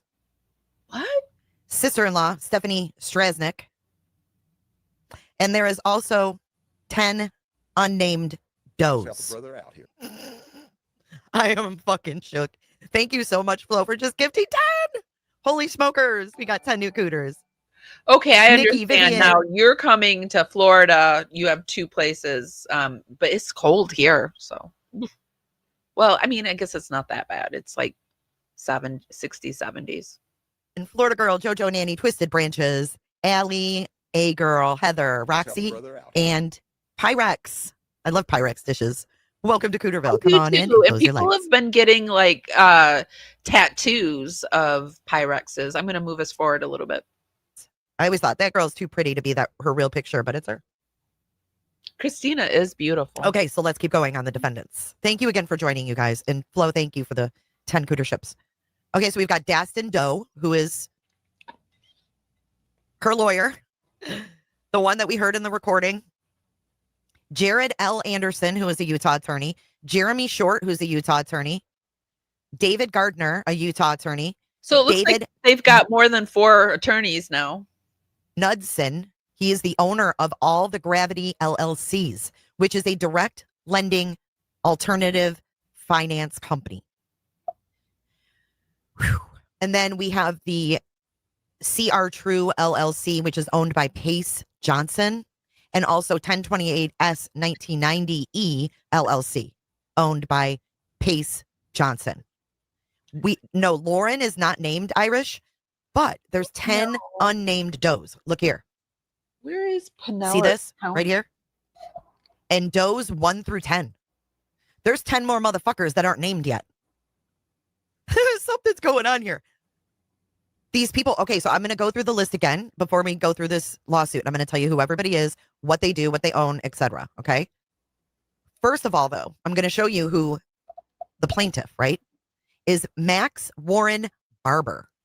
And I was like, who's suing them? Who is this guy? That's really, I'm on the Nature Coast too. I'm in Orange County. So I had to look where Pinellas County is, and it's like an hour and 45 minutes, it says. Like I said, the first like 3-4 years I was really sick, and so I've just started getting better and venturing outside of where I live. So I don't know where a lot of places are yet in Florida. Oh my God. I got into a fucking rabbit hole this morning. So let's take a look at Max Barber. This is Max. Tampa. Hold on. I'm by Tampa. Here's Max. Down here. By Tampa. He's been involved in a $37 million investment fraud. Right here. Crypto fraud. This is the dude who's suing them in the RICO. Why does he look like Chad Daybell? Who are these people? That's who these people are. I was wondering. I saw him over in the right. I literally cannot with this. Flo, the rabbit hole is a lot deep. of people. We've got a lot of people in Florida and in Michigan. So how fun. And we've got a lot of people today that are from Australia. And I think some of the Australia and England people are the UK people are dropping out to go to bed. But we had a lot of those earlier in this morning too. So yay. So this guy was involved in a crypto fraud lawsuit brought by the United States Securities and Exchange Commission.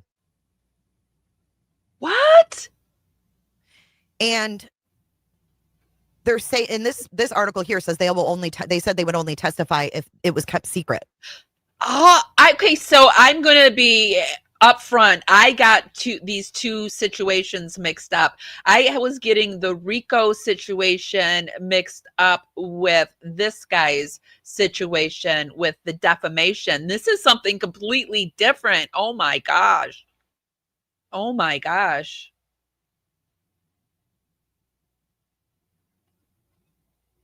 Isn't it? Max Barber's barber did him dirty. He's got the fucking check cut. Do it, lady. And you're in Germany. So this is who's suing them, this guy. And then you've got here where it says U.S. government shutdown delays $37 million crypto fraud trial. This is fucking 2025. Look at this. SEC versus Arbitrate Limited. Max Barber's statement of material facts. This 2024. All these. Max fucking Barber. So then you go here and watch. Max Barber. Sorry, I missed this membership gifting. Thanks you so much, Eve in Germany, for gifting the 5 Parawoman Radio memberships. I promise you, I am working this week to switch over so that I will have a little widget that thanks you automatically and you know, because I miss it. So thank you so much. Your support to my channel means everything. The Dragonfly is the membership program that we have over on YouTube. It's $2.99 a month, and it's just a little way that I give a little extra content and a way for you to support me a little extra if you want to. And it's really, really appreciated. Welcome to all the Dragonflies. This is, hold on. This is his fucking YouTube. Let me fix the screen here. Oh, this is just weird shit, man. All right, so this is Max Barber's YouTube, where it says Max Warren Barber, management of gold trading. So he was into like gold. I don't know what all that means. I'm not sure about gold trading and cryptos, but this is the guy that's suing them. Let's watch this really quick. This is what he does. Follow the money, right? Okay, so it says he is head of the Sion, S-I-O-N, gold trading FZE that was founded in 2015 in Ras Al Khaimah. And hello, Andy. I saw you come in earlier. I forgot to say hi. Hello, Miss Andy. I think she's from Michigan. Oh, it totally went sideways. She just put the spotlight on her. What's Ras Al Khaimah? He's a pirate, let's see. I don't understand it either. I just know there's been a lot of fraud with it.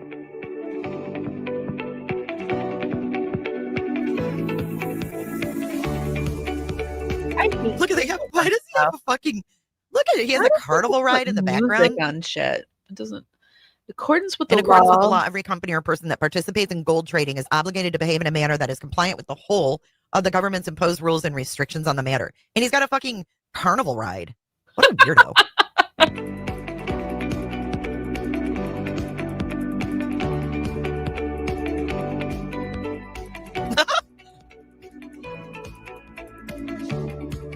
what in the chat GPT made this?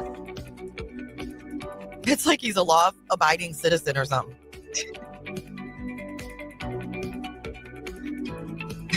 It's like he's saying up front, I'm law-abiding, which means I'm not law-abiding.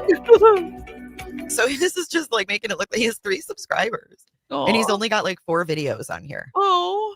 Gold mining industry. Maybe it's Max just so he Warren's can have a Untold channel. Secrets of Gold Trading. Is he going to talk? Nope. He don't talk in any of these. Gold mining and shit. If you want to be successful in the gold mining, I've always wanted to. I've always wanted to go mining for bullion, like gold, bullion and, cubes. Diamonds. Dude, there's just a whole lot more. Like Hey, Young Black, you're gonna want to rewind to the letter we read. Okay, so let's. Oops.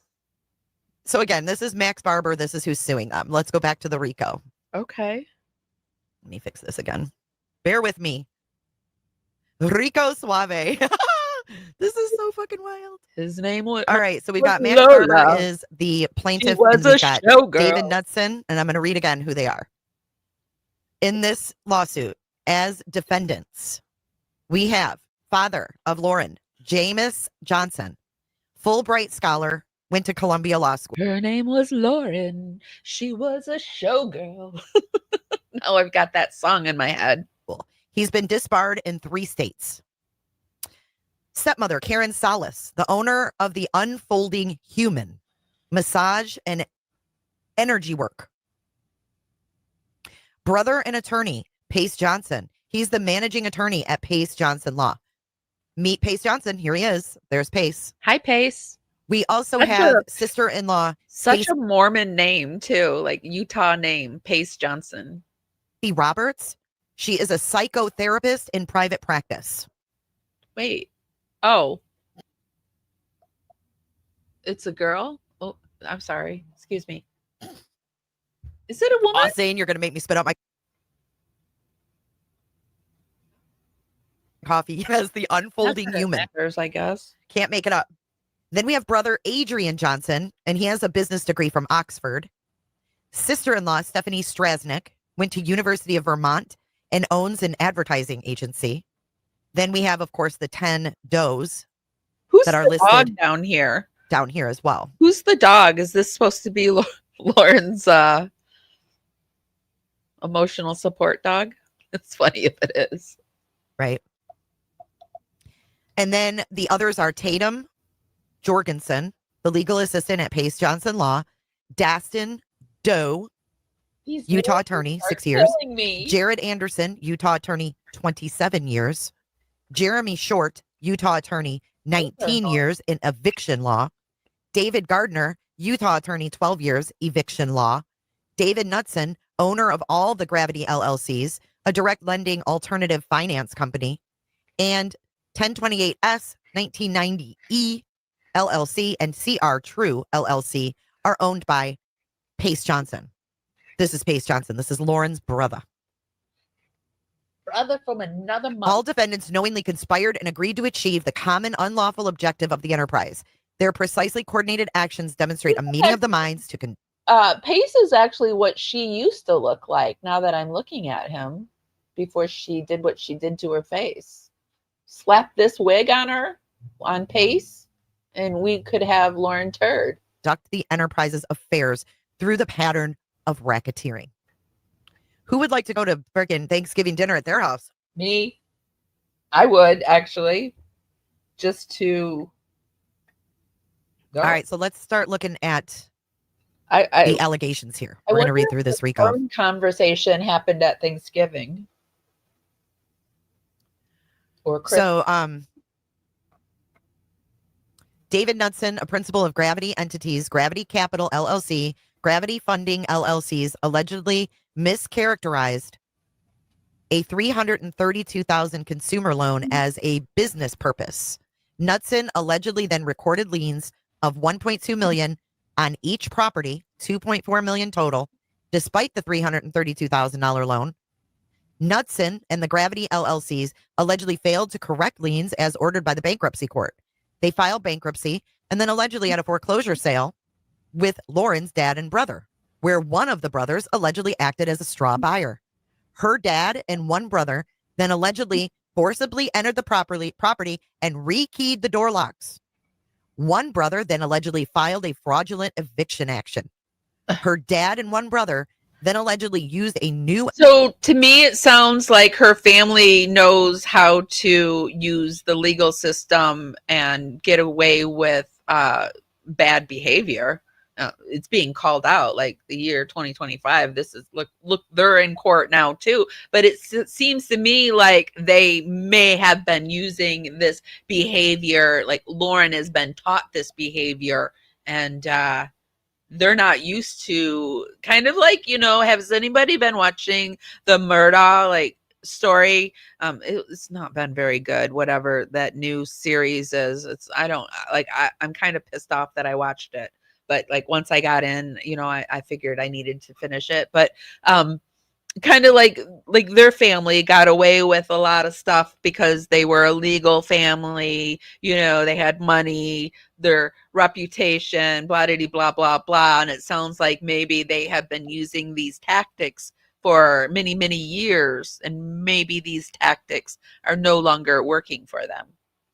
LLC, they formed and controlled to allegedly receive the title and proceeds from the sale, using the LLCs as a cover to allegedly conceal the proceeds.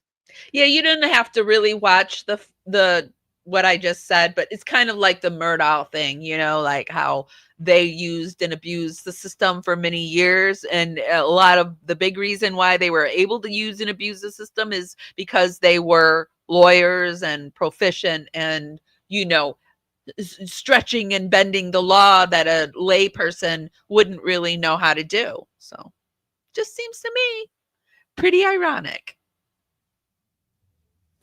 They are all crooks. Agreed. All right, so we're going to scroll down here to the factual allegations. Let's go down. Page 7. See, let's read this about Max Barber. Plaintiff Max Warren Barber is an individual residing in Salt Lake City, Utah.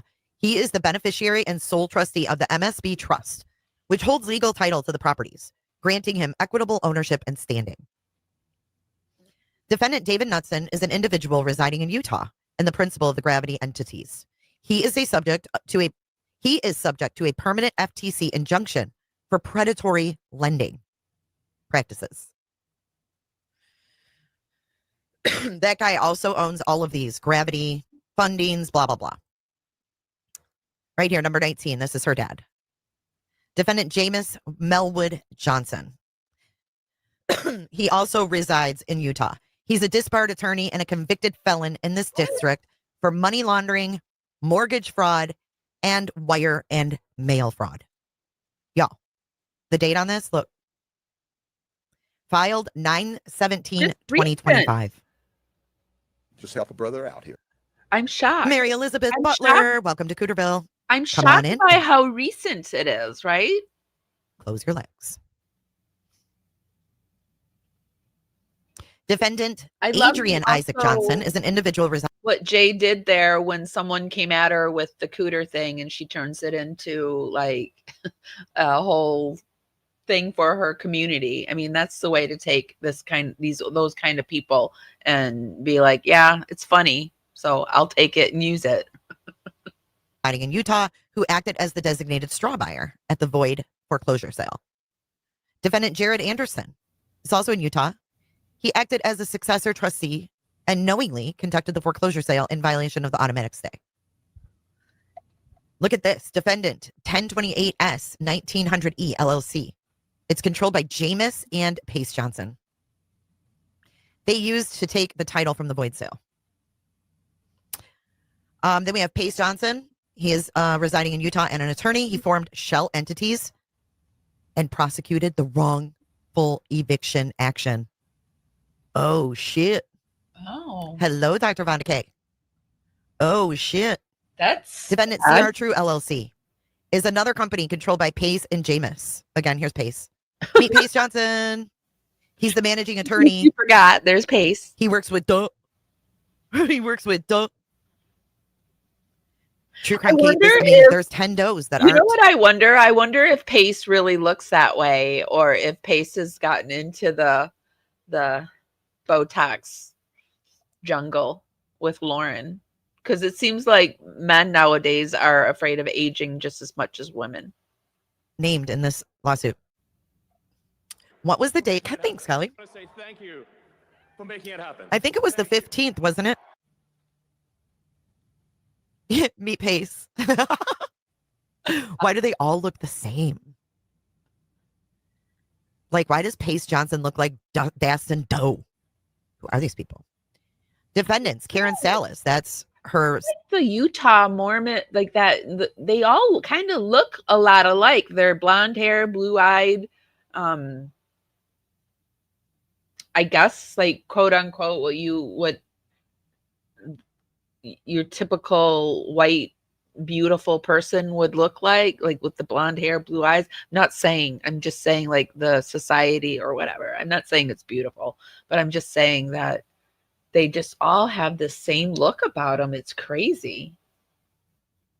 It's even the ones that have dark hair kind of look like the blonde hair, blue eyed ones, but only with dark hair. And they put these highlights that make them, yeah, I don't know. It's wild. Stepmother married to Jameis. Stacy, Stephanie, sister-in-laws, Tatum. They participated in the unlawful activities alleged herein. And then we have Dastin Doe. He furthered the wrongful state court proceedings. We have David Gardner. Did the same thing. Jeremy Short. Oh, look at this.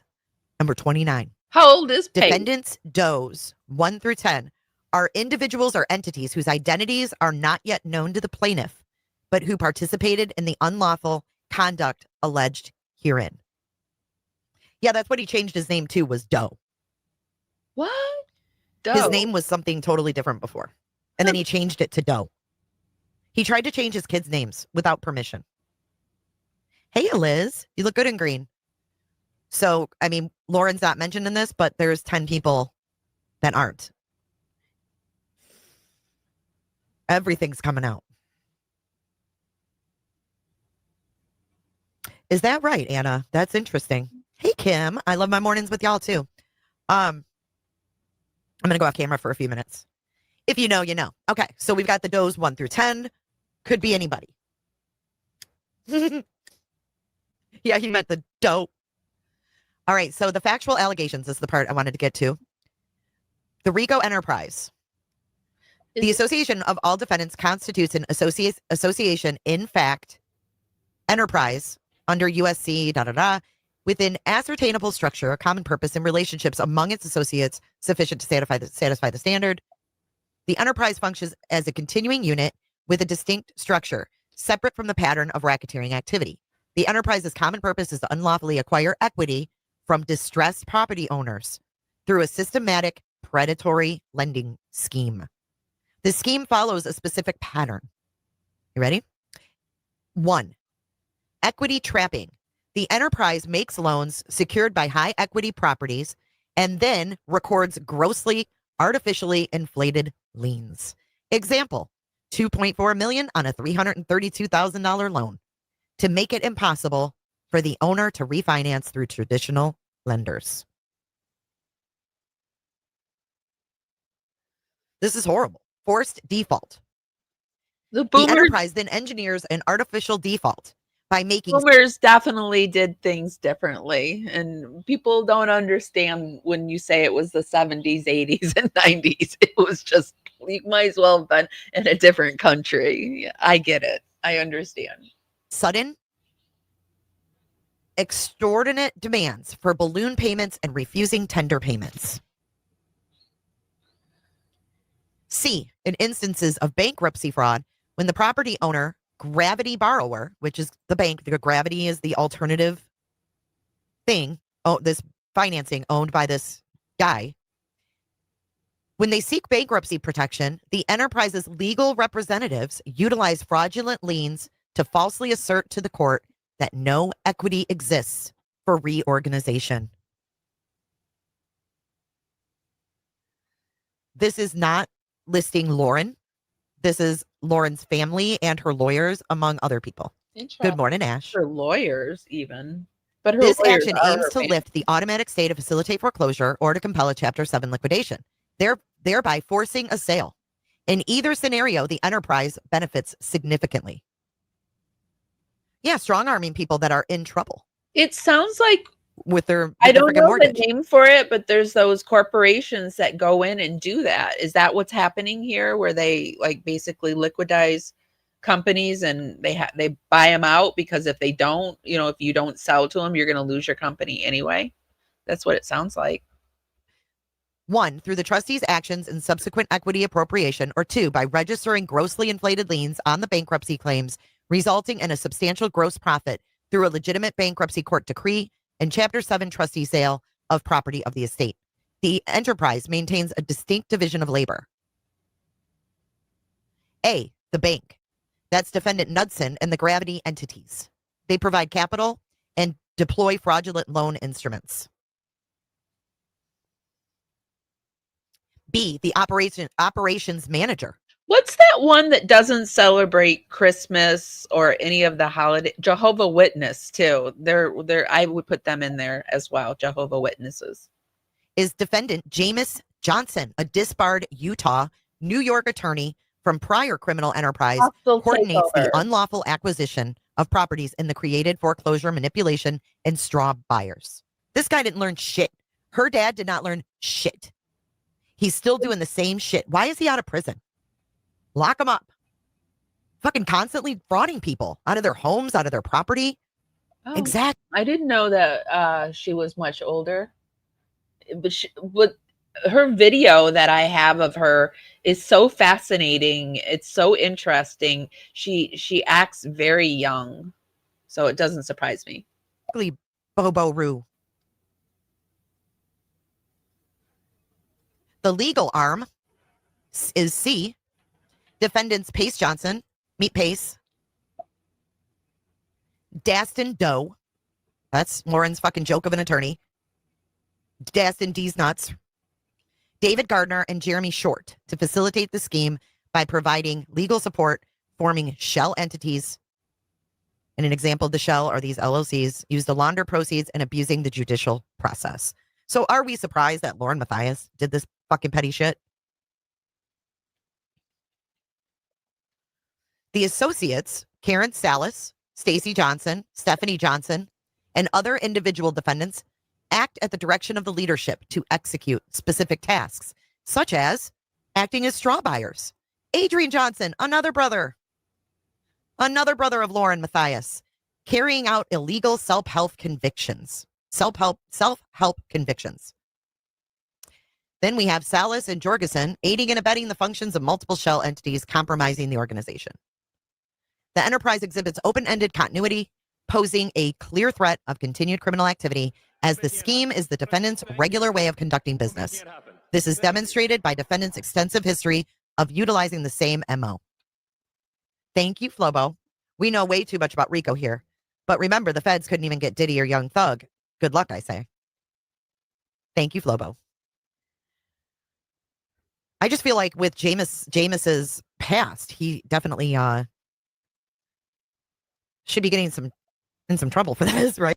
Take a quick little break, and I want to show you the strangeness that I'm talking about with the video I did on, this is the strange life of Lori Vallow's niece unveiled, Melanie Pulowski, Melanice. I thought this was really strange.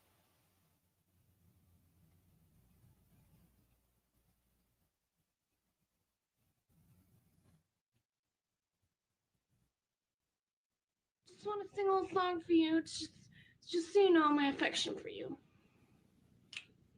I know love is bum bum bum bum. Want you to show me what's gonna work. Teamwork. What's gonna work? Teamwork. We're on our way. Save the baby pigeons the rest of the day. We're not too big and we're not too tough, but when we work together, we got the right stuff. Go Wonderbolt! Yay!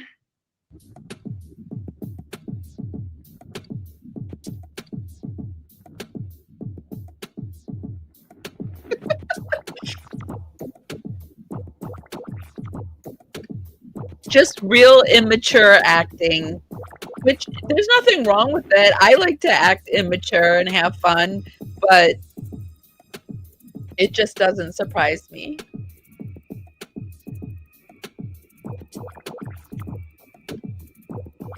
When I saw this, I was exactly like this.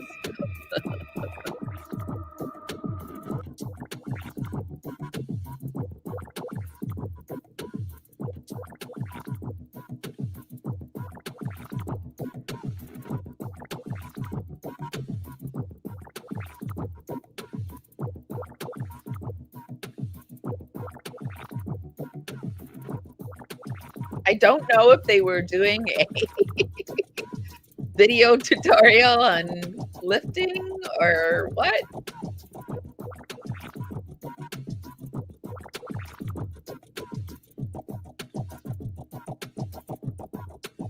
Somebody in chat said it's her brother, but when I was making it, I was told it was one of her boyfriends. So I don't really know who the guy is. And I was told this was her boyfriend or the guy she married now or something.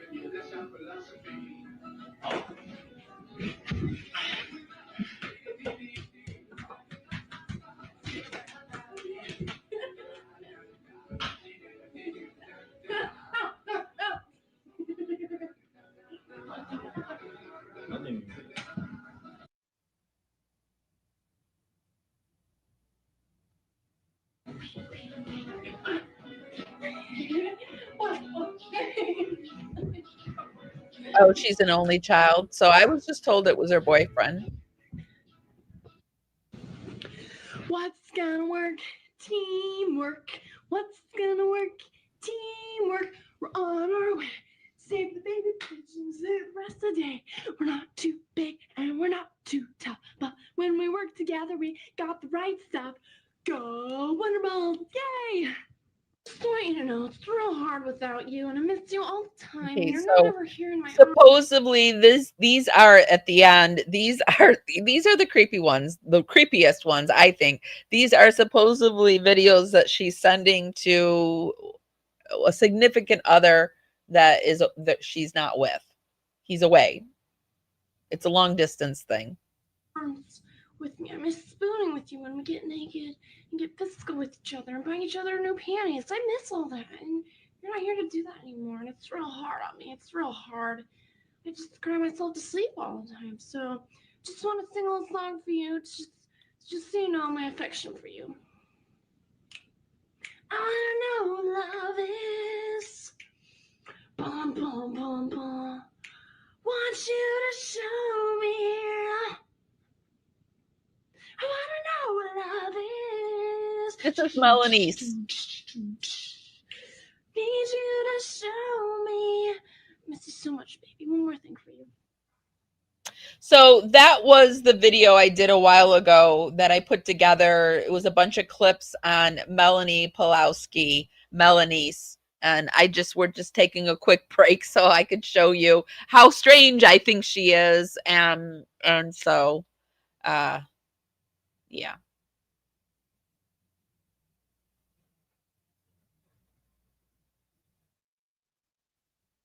We're going back into the RICO case over on Every Day with Jay. She's reading the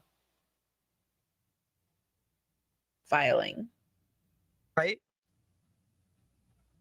I mean, they're all abusing the judicial system. They all over are. And over and over. Right? Maybe Bobby It's with a an eye. pattern. Huh. I would call it a pattern of abuse. A pattern of legal Okay, abuse. so Johnson, or wait, sorry. We're at Knudson's history. FTC injunction. Knudsen operates under a permanent FTC injunction, prohibiting him from directing a consumer to falsely state the purpose of an extension of credit. B. Johnson's history, criminal conviction. Jameis Johnson was convicted in the district for a mortgage fraud conspiracy involving straw buyers and fraudulent documents. The enterprise's pattern of conduct is not isolated to plaintiff, but extends nationwide, confirming this is their regular method of business, and with similar allegations of fraud and bankruptcy, stay manipulation in California, Florida, and Texas. Wow. We got 3 fucking states in addition to Utah. That's insane. Unnecessary. Unbelievable. Not surprising. The fraudulent loan and TILA violations.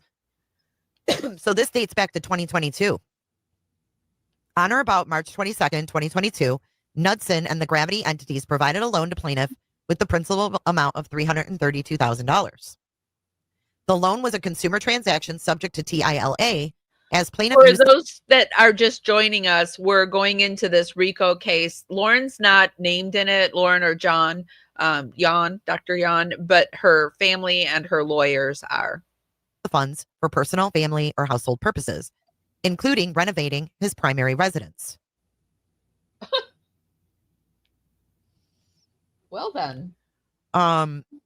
Defendants had actual direct and written knowledge of the loan's consumer purpose before closing. On March 21st, 2022, plaintiff explicitly informed defendant's representative via email, my residential homeowner's policy, I live in the 1028S 1900E, and the other is going to be renovated 1836E. I don't know what this all means. It lists the plaintiff's home address. I don't know what all that means. Some of this is kind of confusing. They directed the plaintiff to sign documents falsely stating the proceeds were solely and exclusively for business and commercial. This conduct directly violates. So I believe it's showing that Lauren comes from a history of people who do this. This is a pattern. A pattern. It's the permanent FTC injunction against Knudsen. Then we have on March 23rd, 2022, in furtherance of the scheme, the defendants fraudulently recorded a lien of $1.2 million against each of the plaintiff's properties for a total of $2.4 million. So the plaintiff again is Max Barber down here. This is the plaintiff in this case. Plaintiff first discovered the grossly inflated liens in early of 2025. So this all went down in 2022, and he's noticing this in early 2025. The discovery was made when a prospective buyer for the properties was informed by the title company of the excessive liens recorded by the Gravity defendants. Until this disclosure from an independent third party, defendants' fraudulent concealment of the loan's true terms and their refusal to provide an accounting prevented plaintiff from discovering the injury. Defendants' own sworn statements confirm the fraudulent nature of these liens. In the MSB Trust bankruptcy case, Gravity Capital filed a proof of claim under penalty of perjury, asserting a secured debt of $161,500 against each property, an amount irreconcilable with the 1.2 million liens. The Gravity entities actively concealed the TILA violations and committed subsequent independent violations. Plaintiff exercised due diligence by repeatedly requesting an accounting. I just put the link for that request in the chat, Marissa Monroe, to that. We read it a little earlier. You can either scroll back, or there's the link if you want to go read it. It's over in Reddit. Plaintiff's diligence included repeated inquiries, but the fraud was concealed until the 2025 discovery. Plaintiff, quote, asked more than four really times good. It's worth for a listening statement or reading or payoff, yourself, including written requests in May and June of 2025. Defendant's refusal to provide this information constituted fraudulent concealment, which prevented plaintiff from discovering the full scope of the TILA violations. All right, so let me see. Hold on one second. Okay, we need to go to causes of action, which is page 15. Hold on. Here we go. Causes of action. Count 1, breach of contract. You guys, I've got to go run and get the baby bird went in the shower, and now he's been in there too long. So I've got to go get him out. I am very close and listening, but I'm going to be away for just maybe 4 or 5 minutes, if that.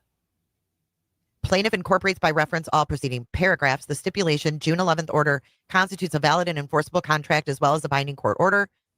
Defendants materially breached the June 11th order by failing to perform the condition precedent, correcting the inflated liens and providing an accounting. As a direct and proximate result of the defendant's breach, the pending 3.3 million sales of the properties failed, causing plaintiff substantial damages. Oops.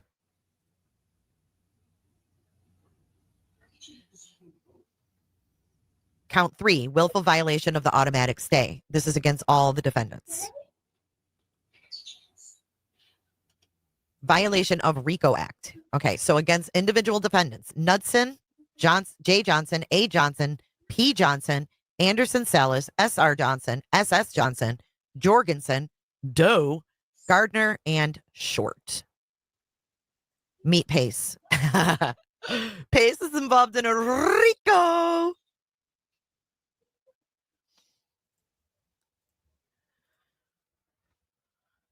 The association of the defendants constitutes an enterprise affecting interstate commerce. The individual defendants conducted the enterprise affairs through a pattern of racketeering activity. Conspiracy to violate RICO. Violation of the Sherman Act against Knudsen, Gravity entities, J. Johnson, A. Johnson, S.R. Johnson, and 1028 LLC. Violation of the Truth in Lending Act against Knudsen and all his Gravity entities. Violation of the FDCPA against all defendants. I'm not a lawyer. I don't know what all this means, but I'm going to read through these counts. Wrongful foreclosure. This is against defendants Knudsen, Gravity entities, and Anderson. Quiet title against all defendants. Slander of title against all defendants. Civil conspiracy against all defendants. Abuse of process against Pace Johnson, Meet Pace, Dio, Jameis, and these LLCs, Gardner and Short. Intentional infliction of emotional distress against J. Johnson, Salas, Jorgensen, and the LLC. Torturous interference with economic relations against all defendants. Trespass against J. Johnson, K. Salas, T. Jorgensen, and 1028. Unjust enrichment. So this is what they want. Prayer for relief for a declaratory judgment that the July 22nd, 2025 foreclosure sale, the resulting trustee's deed, and all subsequent transfers are void ab initio, for a decree quieting title to the properties in the name of the MSB Trust, for an order directing the Salt Lake County Recorder to expunge the void trustee's deed and any subsequent related conveyances from the public record, for an award of actual damages, costs, attorney's fees, defending all actions, and punitive damages. So then they have all these statutories under these different acts of RICO, Sherman Act.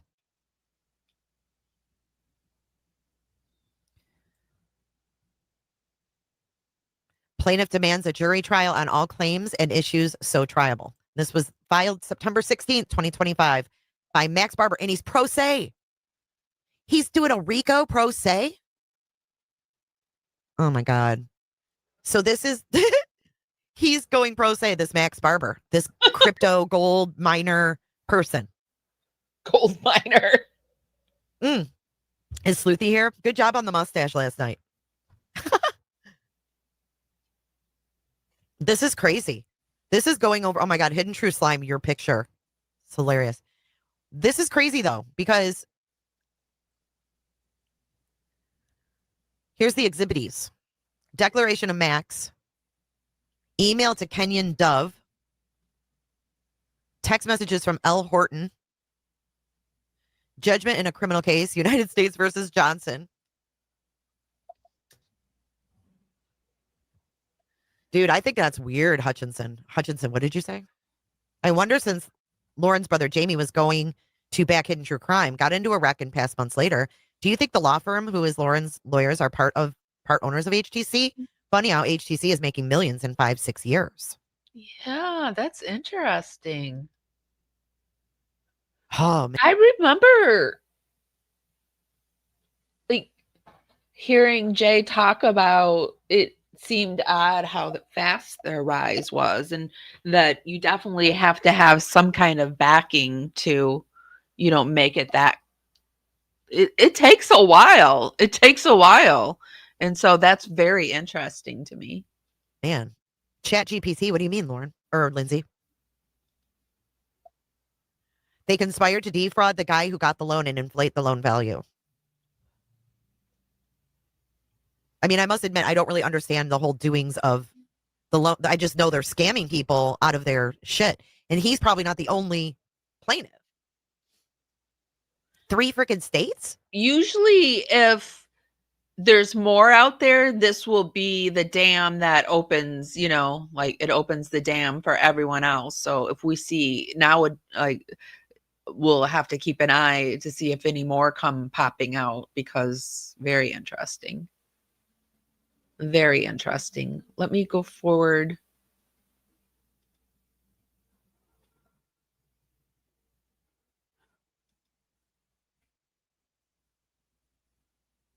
Pretend to be a lawyer? Lauren? Let me go. There. So the stepmother, too.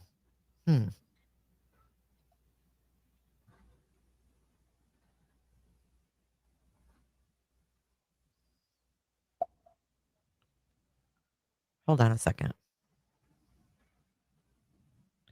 All right.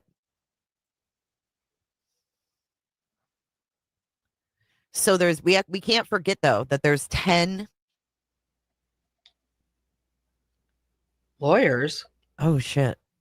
Okay, look at this. Let me show you guys this. There's 10 does yet to be named. Okay, check this out. This was also posted by Bright Breakfast. Let me fix it.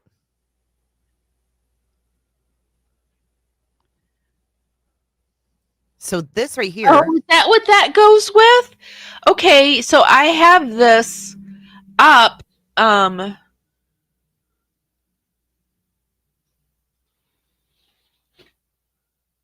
Over here, this Hidden True Crime over in Hidden True Crime on Reddit, an update from Bright Breakfast, and they say, "Hi, I just wanted to take a moment and share a few things that are long overdue. Several have asked for a timeline, and some have already started that. And I've been working on compiling all of that, dates and links to supporting documents with it. I hope to have it posted soon.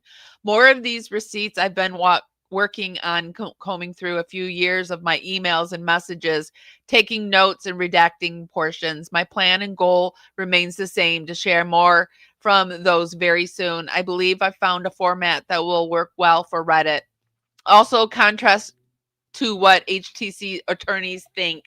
I do have a job and I don't spend all my time on Reddit. So these things that I've wanted to post for a while now have often fallen to the wayside. So it sounds to me like maybe I apologize. Well, maybe like Lauren's BS has opened up the floodgates for all this.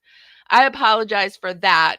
With Thanksgiving and some time off this week, I will have time to finally catch up on all of the above. And if my attorney, Mr. Randazza, which hats off to Mr. Randazza's letter, well, notice of non-compliance wasn't clear enough, I do not intend to let them bully scare me into silence. I've been eager to share more of my experience and opinions. My intent is not to harm, harass, insert whatever other words they'd use anyone. It is my intent to share things I experience and witness, using my messages to help illustrate that no hacking required. I am not here to change anyone's mind about HTC, and I don't want to do that. I'm just sharing information and my opinions, and then you're free to do whatever with it. I believe that the public and private versions, HTC, are pretty different people. And while this is just my whatever, it's just my opinion, I plan to use some of what I mentioned to explain why I believe that this is the case. You've heard a little bit from Kresha and Gigi and Christina and others. I'm sure I'm forgetting about. Yes, yeah, I know there's others out there, but about things they've experienced. But many have been asking to see the receipts, which is completely understandable, and I agree. If it was any of you, I'd be asking for them too, which it's good that he's saying that, or they are saying that. And if you're supported me, my posts and comments here, thank you. I'd like to remain just as nobody on the internet, but know that I appreciate the words of support. I am talking with my attorney about finding someone to help Kresha if needed, and if he can't for some reason, should HTC choose to continue with their copyright claim. Oh, that's a relief. TLDR is more of what everyone has asked for is finally coming this week. Until then, a wise man once said, govern yourself accordingly. So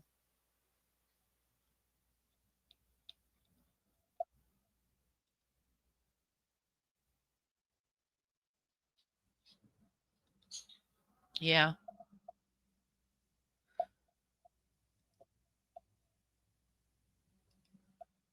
What do you guys think?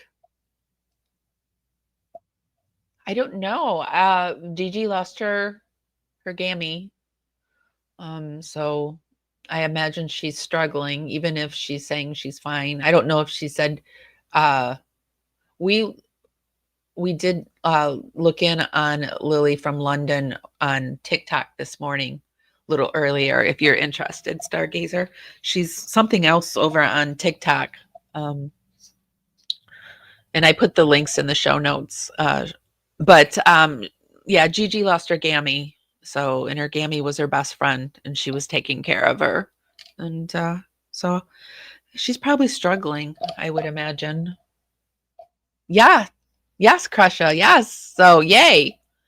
What a relief. So oops, I didn't mean to.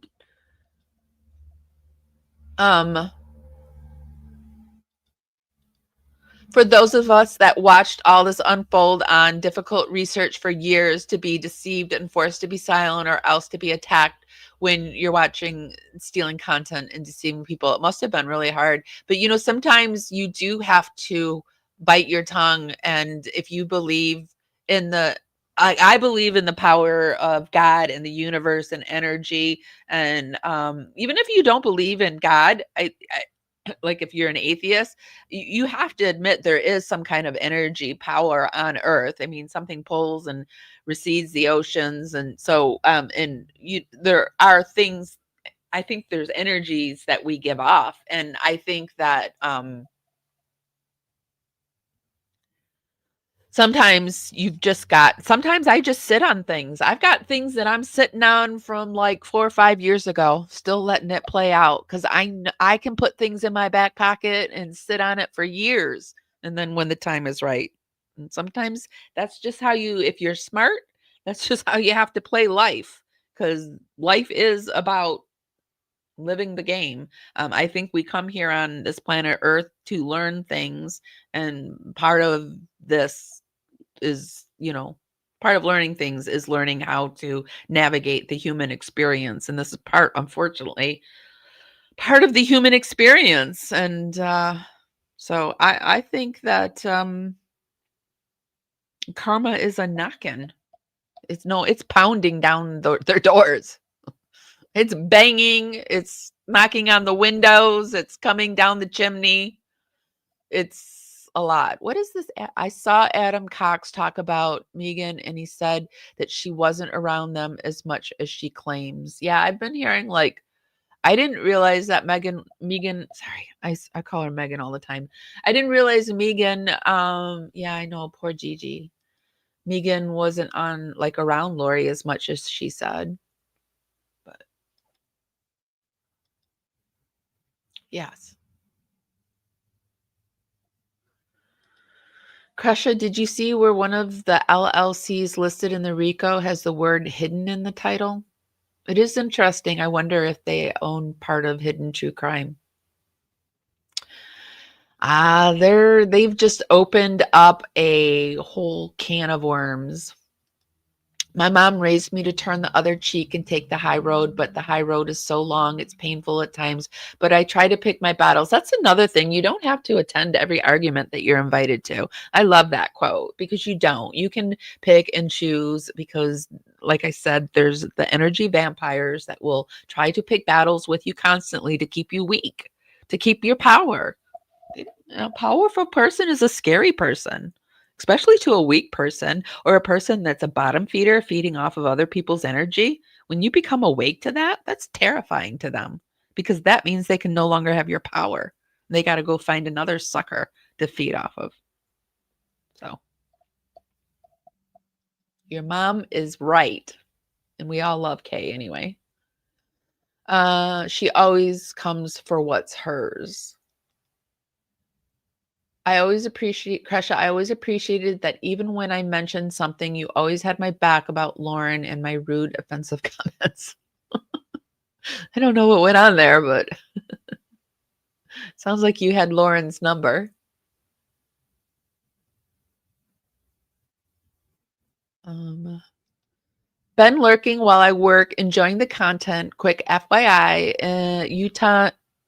in Utah, Knutson is pronounced Newson, and some Knutsons with the K being sounded and not silent. Not sure which is in this case. Oh, okay. In Utah, Knutson is pronounced Newson. Oh, you don't even say Newson. Well, that makes more sense, actually, because, yeah, that makes more sense. Knutson sounds a little ridiculous now that I'm saying it out loud. Prayers to Gigi. Yes, and Grammy. I feel so bad for her. I cried when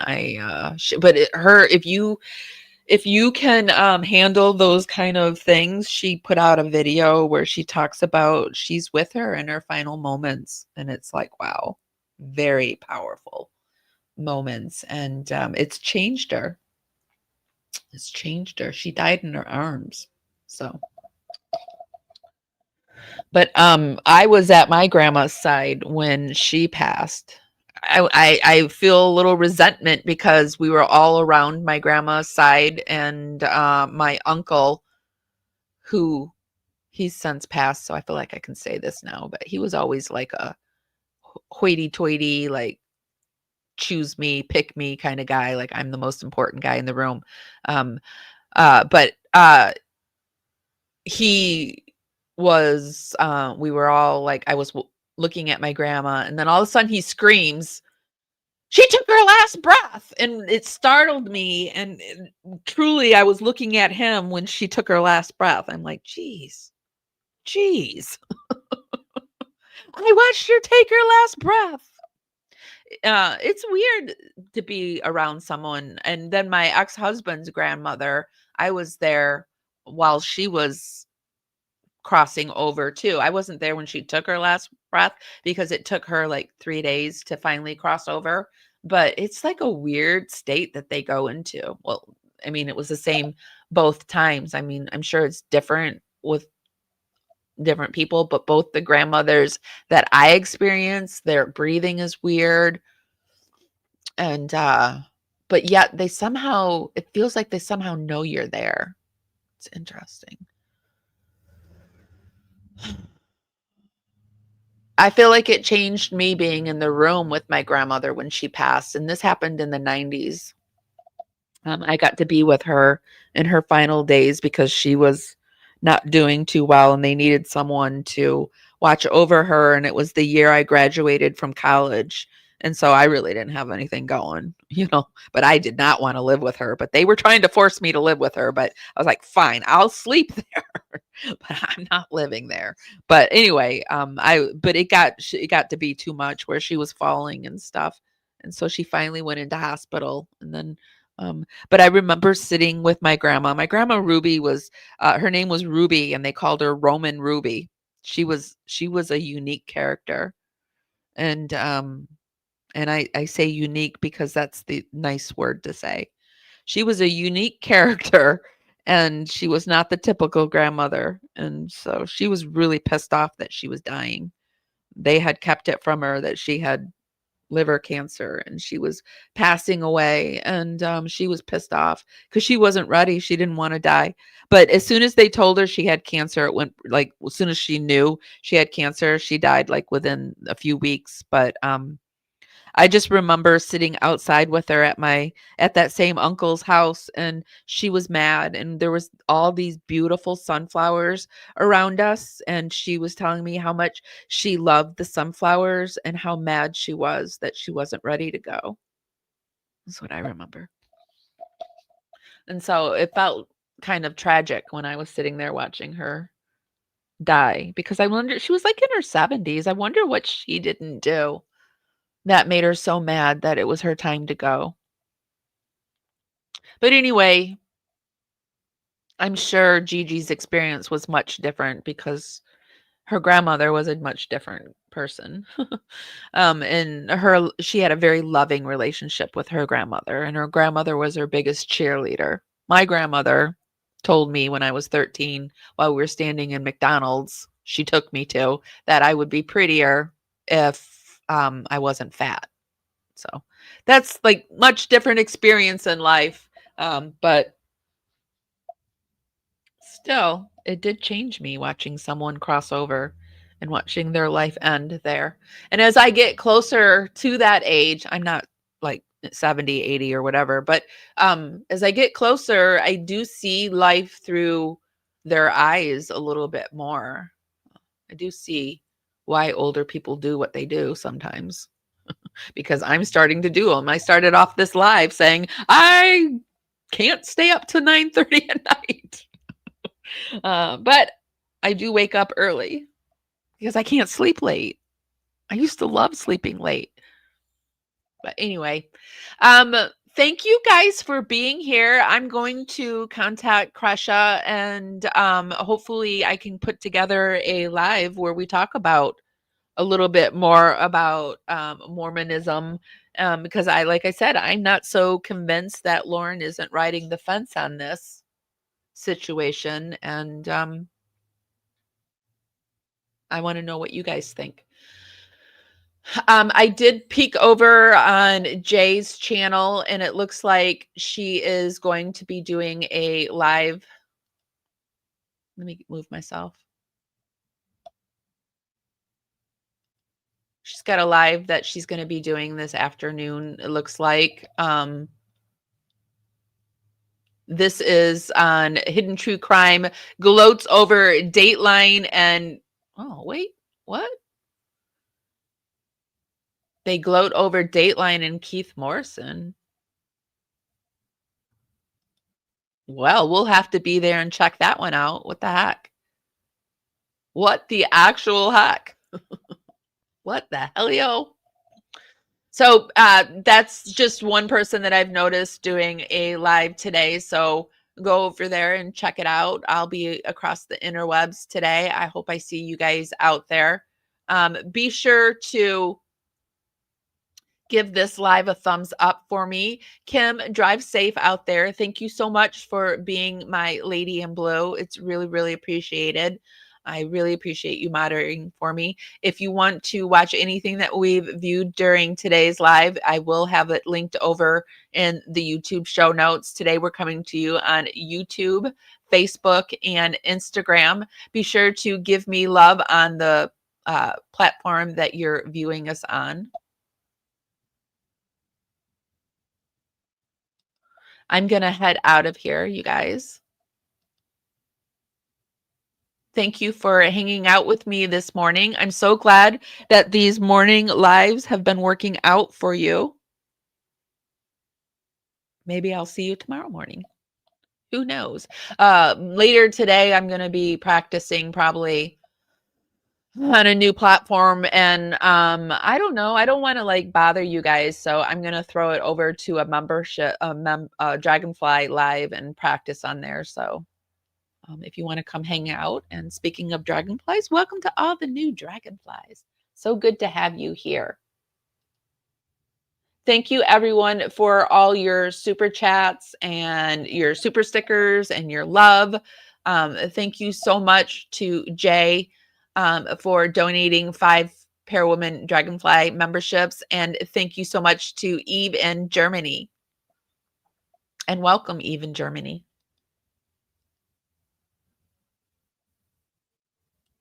Thank you for your love, you guys. It really, really is appreciated and welcomed, and it's reciprocated, and it's sent right back to you. Oh, thank you so much for your super sticker, Kaylee Bees. It's really, really appreciated. Your guys' support means a lot to me. It really does. The likes, the super stickers, the the shares, just every little thing, the showing up, it just means a lot to me. And please just know that I'm sending it right back to you.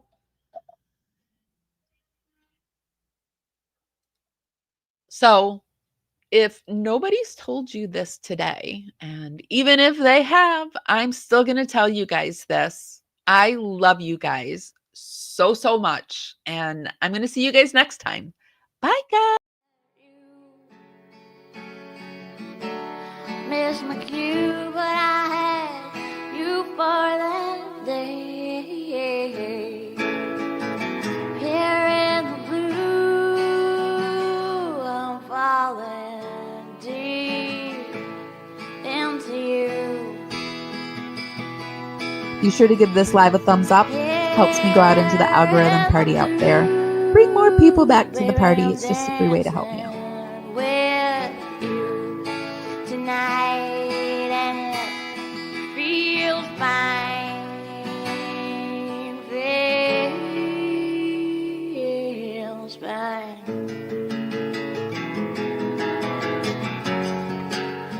Baby, I'm dancing with you tonight.